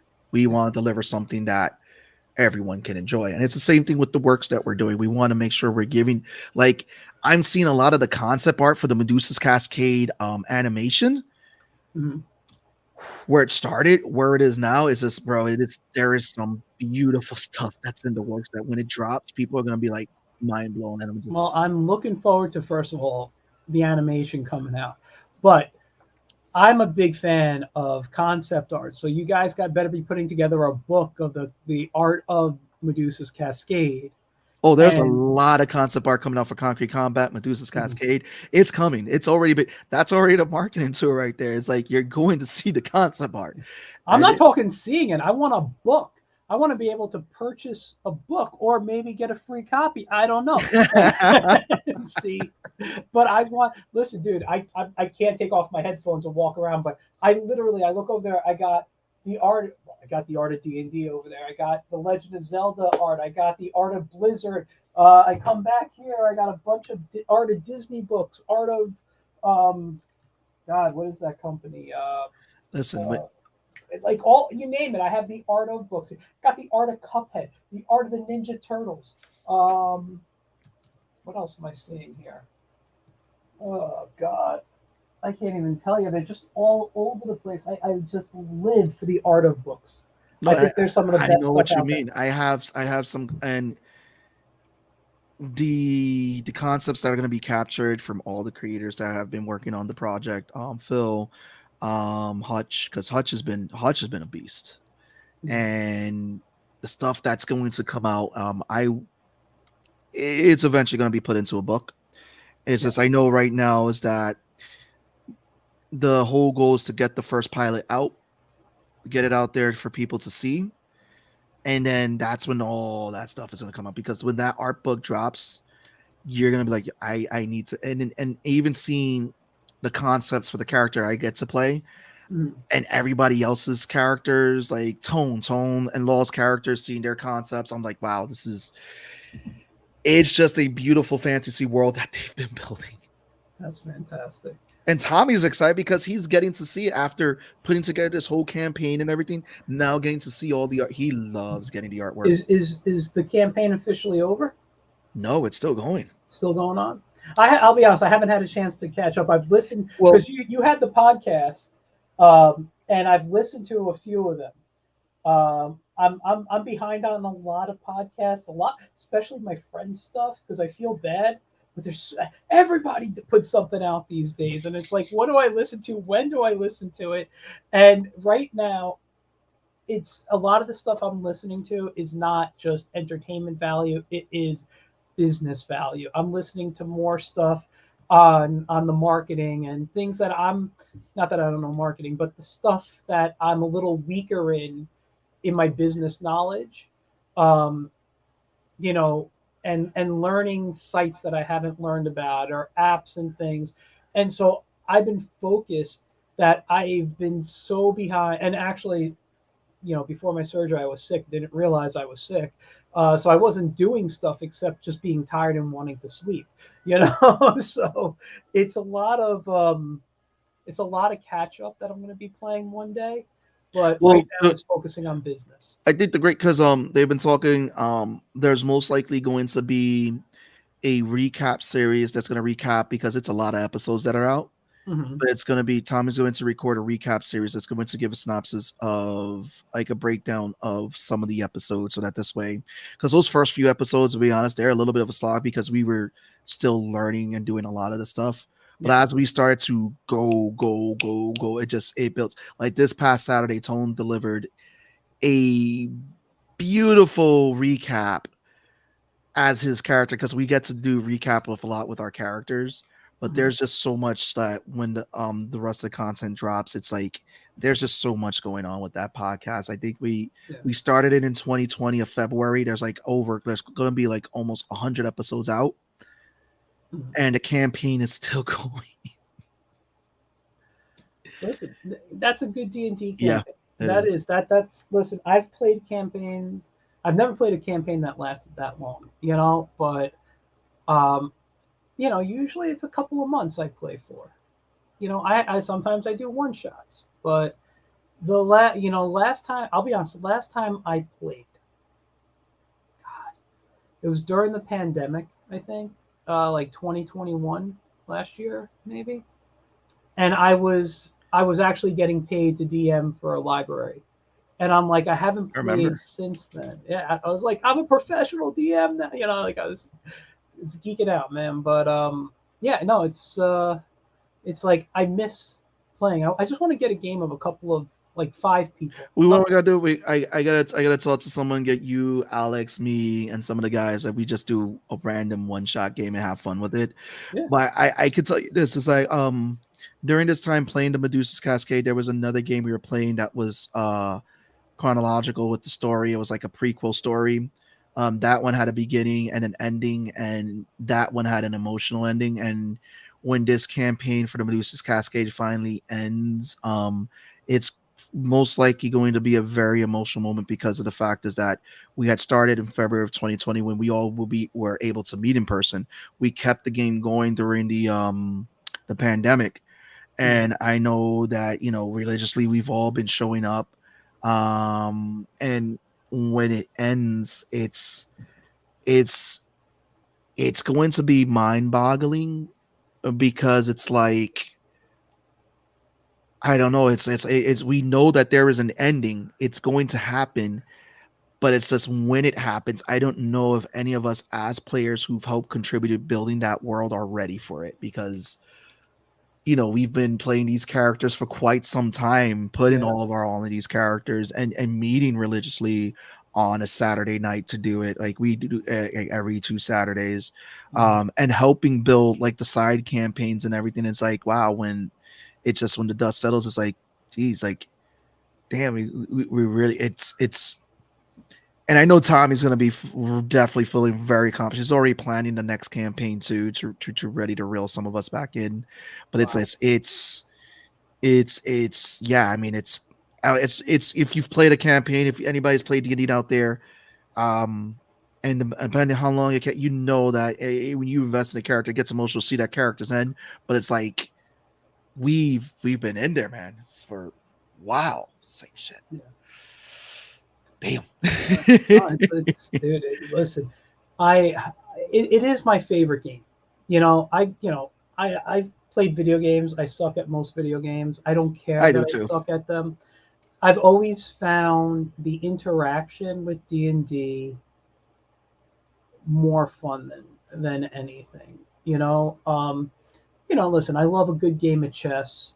I love you know, basic board games and stuff. I'm fine with that. But to get a group of friends together to sit down and just to share an adventure. And I don't care if it's fantasy D&D. Like I said, you can play Star Wars, you can play whatever.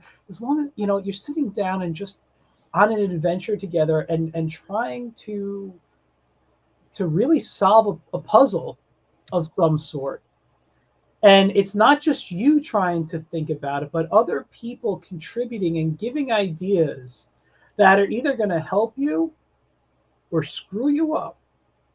Just makes it more and more fun, you know. And I like that. I miss even if it's virtual. I just miss hanging out with people and playing a game. Listen, we've had so many like the puzzles, the dumb moments, the it's a lot of, and then when you're sitting there laughing with all your friends, it's been a hell of a ride, and it's just Yeah. like when moments happen, like for example, I don't want to spoil it because there's a lot of No, fun don't stuff. I'm listen. not gonna spoil it. There's I a have lot of fun listened. stuff. I can't even tell you where I left off. I know where I left off when I like start listening. Like, no, I've heard this before, but I've listened to quite a few of them. I just haven't listened to. I'm just gonna apologize now because I know if my character has done a lot of dumb stuff. It's okay, dude. Listen, it's fun. I enjoy listening to Yeah, that stuff. You know, sorry, everyone. not sorry. And listen, we're gonna get going soon because we're a minute and 40 minutes into this here. But I'm thank. One of the things you could thank was shortly before the pandemic. Everyone was getting into Critical Role. They were Yeah. getting into, even with what's his name? God, why am I blanking on his name now? I know you're talking about No, Magneto. no, no, no, no, not on that. The guy. Oh God, damn it! Why am I thinking? Why am I blanking on his name? Um, Will Wheaton, and he had his Oh yeah. online. He had his gaming channel. Um, I forget what the title of it was, but he was playing board games with his friends and basically teaching people how to play board games. And it was such a great thing. And those channels got thousands and thousands of views the second we went inside because no one knew what to do with themselves. And it launched this great love of, well, I don't want to say people love it now, but this revitalizing of tabletop, community games, whether it was just within your family or through websites and stuff where you could hang out with your friends. And it was just something that was missing, because we all live on our phones. I'm not gonna lie, I live on my phone. A lot of my site, I can't go to the bathroom without my phone someday. You know what I mean? Like you go, and Oh it's like yeah, it's time to watch TikTok, and then but watching it's TikTok on the toilet. There we yeah, go. exactly. But it's like you were able to disconnect from tech. Even if you were using Zoom, you outside of using Zoom, you really kind of disconnected from technology, and you were back to that just what we used to do back when we were kids, hanging out with people and stuff. And I love that happened for us. I mean, the pandemic sucked. I'm not going to lie. I ended up with COVID, 5 days in the hospital. It was a crappy time in my life, but the stuff that came out of it for people like for this type of stuff, and to open them up, and the whole it's cool to be a geek now type of mentality, which started before that, but people weren't being brought in probably as much until the pandemic started. No, they weren't. And the pandemic, for me, I did learn a lot. Like, I learned a lot about myself. I Mhm. learned a lot about mental health. And I but learned I there were don't things like leaving my house, but I knew that before. I'm that sorry, go ahead. listen. I learned that I don't like that. I'm glad I moved out of New York and South Jersey now, and it's like it's just so much better for me. Because I realized that there was a lot of anxiety with living in New York for me. Tell me Um, about it. and I don't know. It's just different ways and communicate. There's just a lot of things I learned, and it was a little bit of a vacation, but I have to go to work. But yeah, there was just things I learned.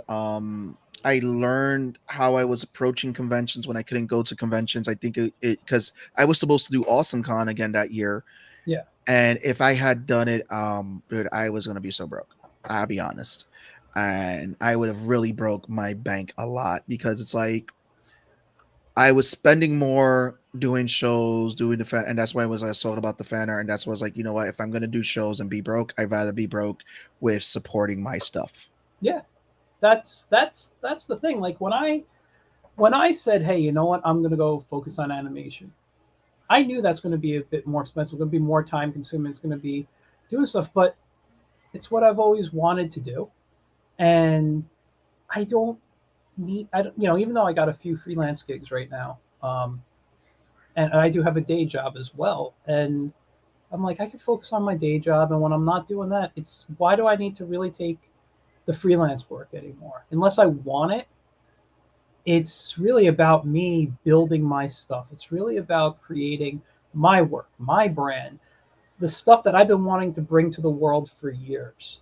And things like going to cons and feeling like, you were talking about fan art. I wasn't doing that, but I was doing kids sections. And not that I don't like working with kids, but it was taking away from what I wanted to be bringing to cons. And I'm not just talking about work, I'm talking about how I wanted to represent myself and do things. And if a con wants to bring me into, because I used to, before I ran kid sections, I used to trade.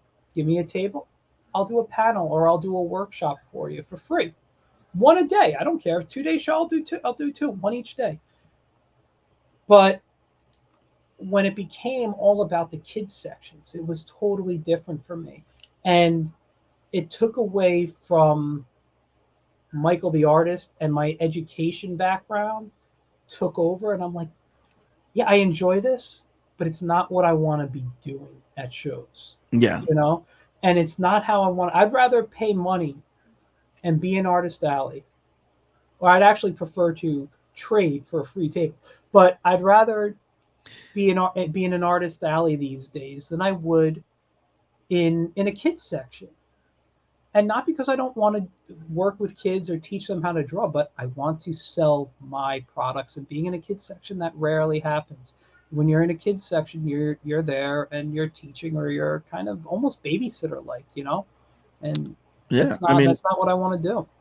I also saw this like this too. Like if I can, be in a small press area to Mhm. get my product out there or an artist alley to get the story out there, Mhm. um, and get enough following, get a big following with it, and I see that if and I use it like if I could make the money selling this, I feel like I could hire those guys who are fan artists who draw the fan art out there to come in and create extra work for them too to help support fellow artists. Like, hey, come over, draw these characters, do these panels, and help with creating that reference and portfolio for them.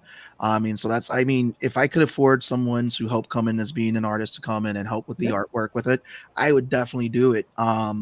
Because I know, and I'm not. So I was like, you know what, I just got to get this out there. I'm the artist, the writer, everything for it, and I wanted to just tell the story. And I'm like, again, if I get like I said, when this gets turned into animation, I want to yeah, work with an animated team, and I mean, people who set the same passion and all that to really work on this project, and I want to work with creators who want to contribute in building this world. That's why I was like, I want to try to like I drew a world map for this already, that's great. where this is like an idea where it's like, okay, if I could start pinning these ideas here and here, I have ideas for spin-off series I write. So I keep like a journal in my phone, digital journal that I send to myself, and I pin it because a lot of times too, with the craziness that goes in my mind, I'm like, oh, I want to do this story. And I took a lot of the stories I wanted to do and kind of repurpose them in this world, and I'll just pin it right there and take characters I want to do, pin it right there where I was like, I could do Mhm. this. But I want to create a sandbox where my fellow creators could come in and like contribute with helping building this world and helping with telling stories and in a setting and everything. And if you think about it, that's how like Marvel, DC, and Image and all that grows. They have people come in, contribute to building up bigger worlds, characters contributing to the stories, and that's how things grow over time. I'm like, I'm not going to gatekeep this world when I'm ready to like, do that to be able to like, this is a big world created. Let's come in, see what you can do to do this too, create this section, do this here. Like, oh, you thought of something cool. That's dope. Let's go. And I'm hoping that that is one of my end goals right there. And to eventually get that turned into a whole animated anthology too. So that's fantastic. I like that idea. Me, on the other hand, I'm a gatekeeper. This is my crap. No, I'm kidding. No, I will say on certain projects, though, I do feel very Charles Schultz like how he felt over the Peanuts. No one will touch it but me. But I do have other projects that I've created where it's like I'd love to bring people in to like. I'll be honest, this is all me. I mean, Hey, if I that's mean fine.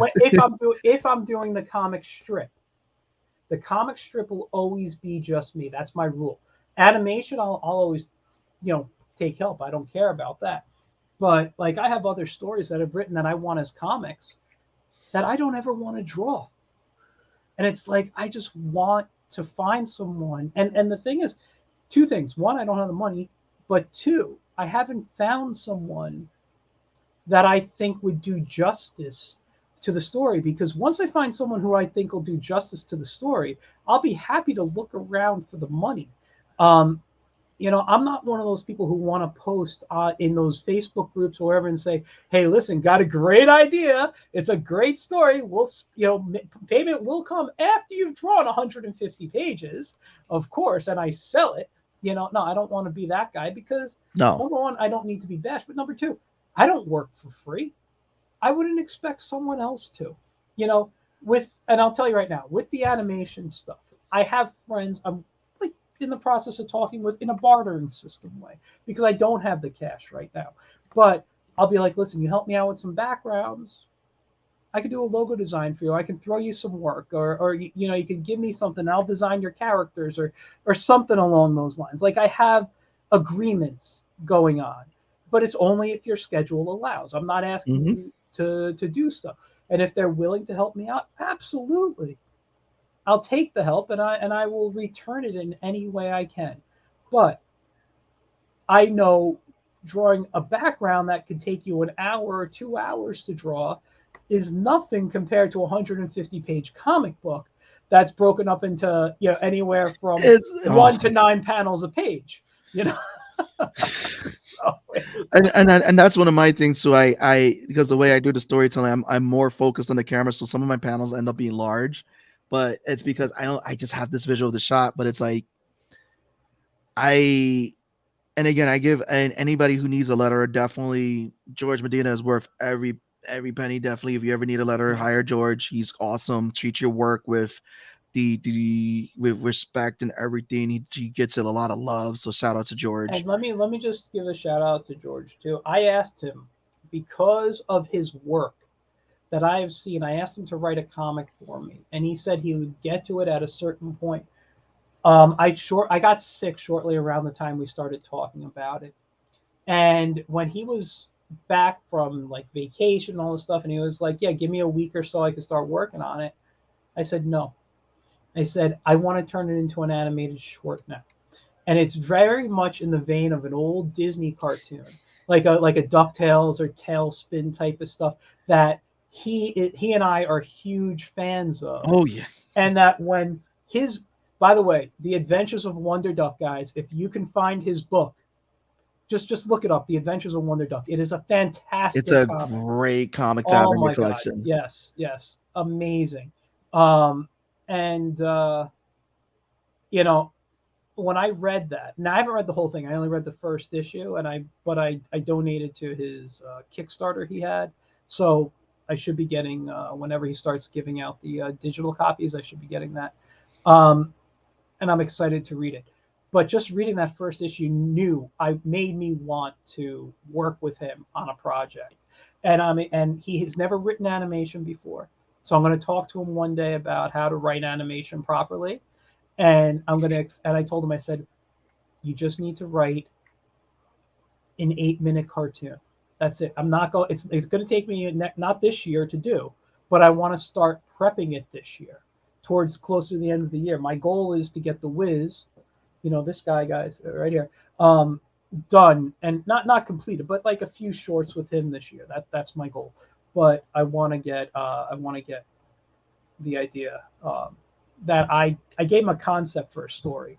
I just would love to animate it. He that's listen. The minute that you guys get together, I know it's going to be some beautiful work that's going to be created because again, and that's another thing too. George is a phenomenal writer. He's written Yeah. some really great stories between Wonder Duck, Catch the Crazies with Sam, Mhm. and again, he when you meet him, you talk to George, you know he has a love for all of this, creating these stories and everything, and has a love for indie creators, and just the whole creative process, and just the love for all the stuff that we have out there in pop culture. And it's always fun talking to him about all this stuff too. Like I said, you and me, Mike, we would go for hours. It was me, you, and George. We'll be going out for a few hours. Like Yeah. it'll be double, and it's just you could tell when someone really loves creating, loves Mhm. comics, loves animation. Like even like right now, like I told George, and I'll tell you, recommend it to you.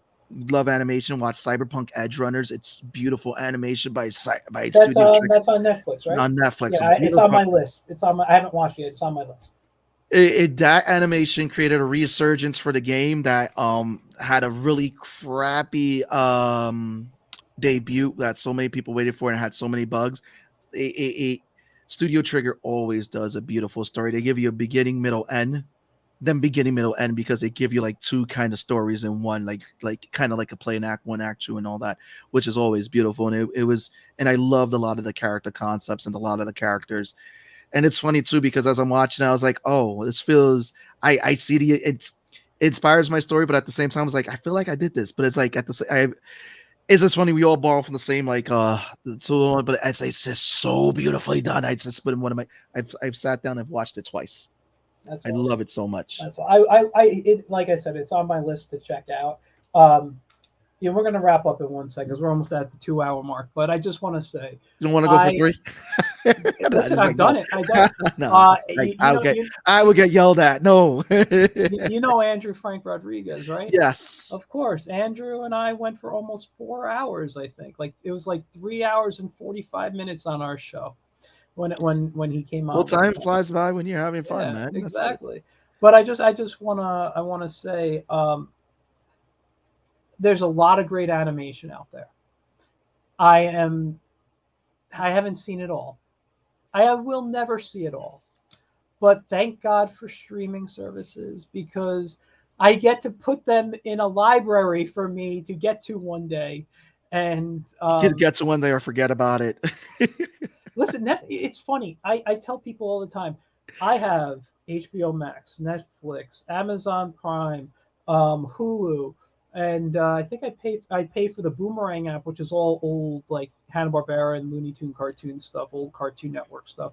Um, I pay for all these different apps, but I spend most of my time on like Tubi, which is a free app, and they have a lot of great old cartoons. Like from our childhood is on there. I don't blame you because I it's HBO Max for me, Netflix, Mhm. Hulu, Disney Plus, Crunchyroll, Yeah. and sometimes I do see myself on the free apps, but it's like I'm mostly on Crunchyroll and Netflix.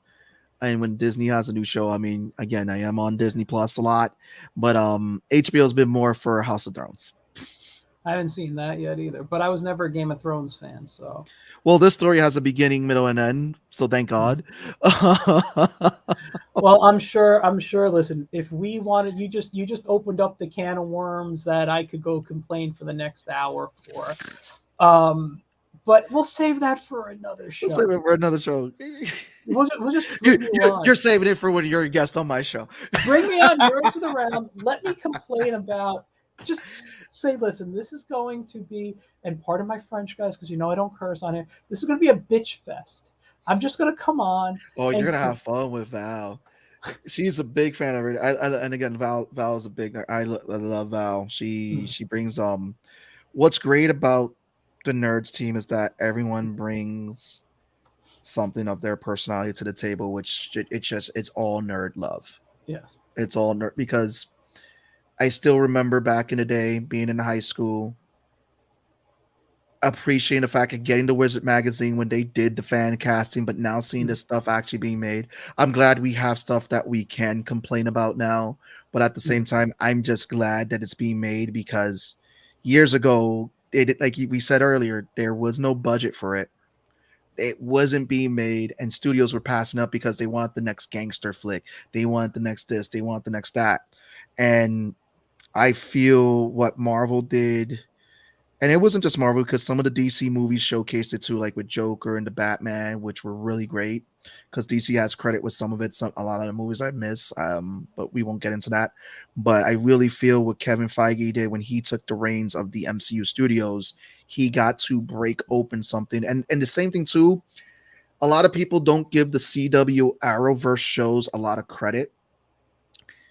They did something that all the way to Crisis that I felt too that was close to what the MCU did with Infinity War and Endgame.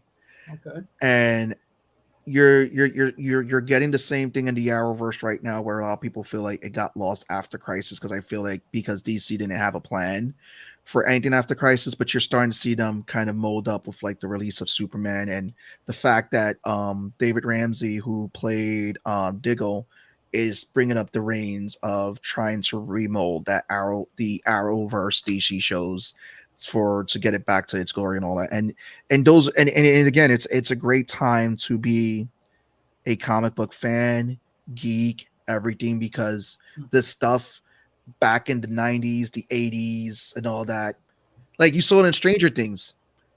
People didn't talk about this. You were an outcast if you got to do this stuff. Now yeah. it's like it's apparel, it's everything, it's everywhere. It's cool to like all this stuff, and I'm Yeah. like, that's why it's an exciting time to be a nerd and enjoy it and get to rag on it the way that we can and still sit there and like I still respect the people who did it. They did, and it's like you wouldn't have a She-Hulk show back then. We wouldn't have an Iron Man show because we everything that's there, we wouldn't have these castings that we're seeing, and it's just Mhm. I don't know, I geek out a lot when I see this. We wouldn't have had the Morbius movie. We wouldn't have had the Werewolf by Night that's coming out and all this stuff because they just didn't give a lot of props to it back then. I won't disagree with you. Although I will say we did have an Iron Man cartoon back in the 90s. We did. We did. As an Incredible Hulk, which season 2 did bring in She-Hulk, which was done much better than the TV series has brought. We did, and but a lot of it got hit on that back burner. Like for example, if you weren't on a Saturday morning cartoon, like I remember that Iron Man show, it was on Sunday mornings. Yep, Marvel Action Hour. If you weren't on a Saturday morning, a lot of people didn't consider it a big cartoon, and it sucked because the Iron Man cartoon was great. There was a lot of heroes that appeared on it, but because it wasn't on that Saturday morning block, it got left on the back burner. I was like, that sucked. And same thing with the Fantastic Four. I remember going back. I remember having to be like, I had to catch it because Sundays were always something that was going on with the family. I was like, damn, I'm glad we're not going anywhere this time. I could get up and watch the show. But Saturday mornings, because it was X-Men, Silver Surfer, Spider-Man, and they ruled Saturday morning. Sunday morning cartoons they tried, and it was like it just sucked that they were regulated Sunday mornings. I know we could go into it. Dude, I could listen. You're opening up. We've officially. I'm gonna let it close. I'm closing the can. I'm closing the can. I'm stuffing it back in. Let us close up for tonight. We'll end. We'll talk after the show for a few minutes. But first of all, I want to thank you for coming on. Thank you for always having me on. I will be awaiting my invitation to complain on your show. But you guys watching, check out Concrete Combat. Go visit Patreon, Bonet Studios. The link is in all the anywhere you're watching. I posted it in the comments. Also check out what was the name of the thing? WaywardRaven.com / we suck. Yes, we suck at comics there. That's a story. I love the title. WaywardRaven.com /anthology /we-suck-at-comics. So yeah, the links are in there. Go check it out. You guys come back next Wednesday night. I have another great guest. Check out for what's it called? The ads coming out. Thanks again for coming on, Sebastian. I had a great time. We will see you guys next week. All right. Bye, guys.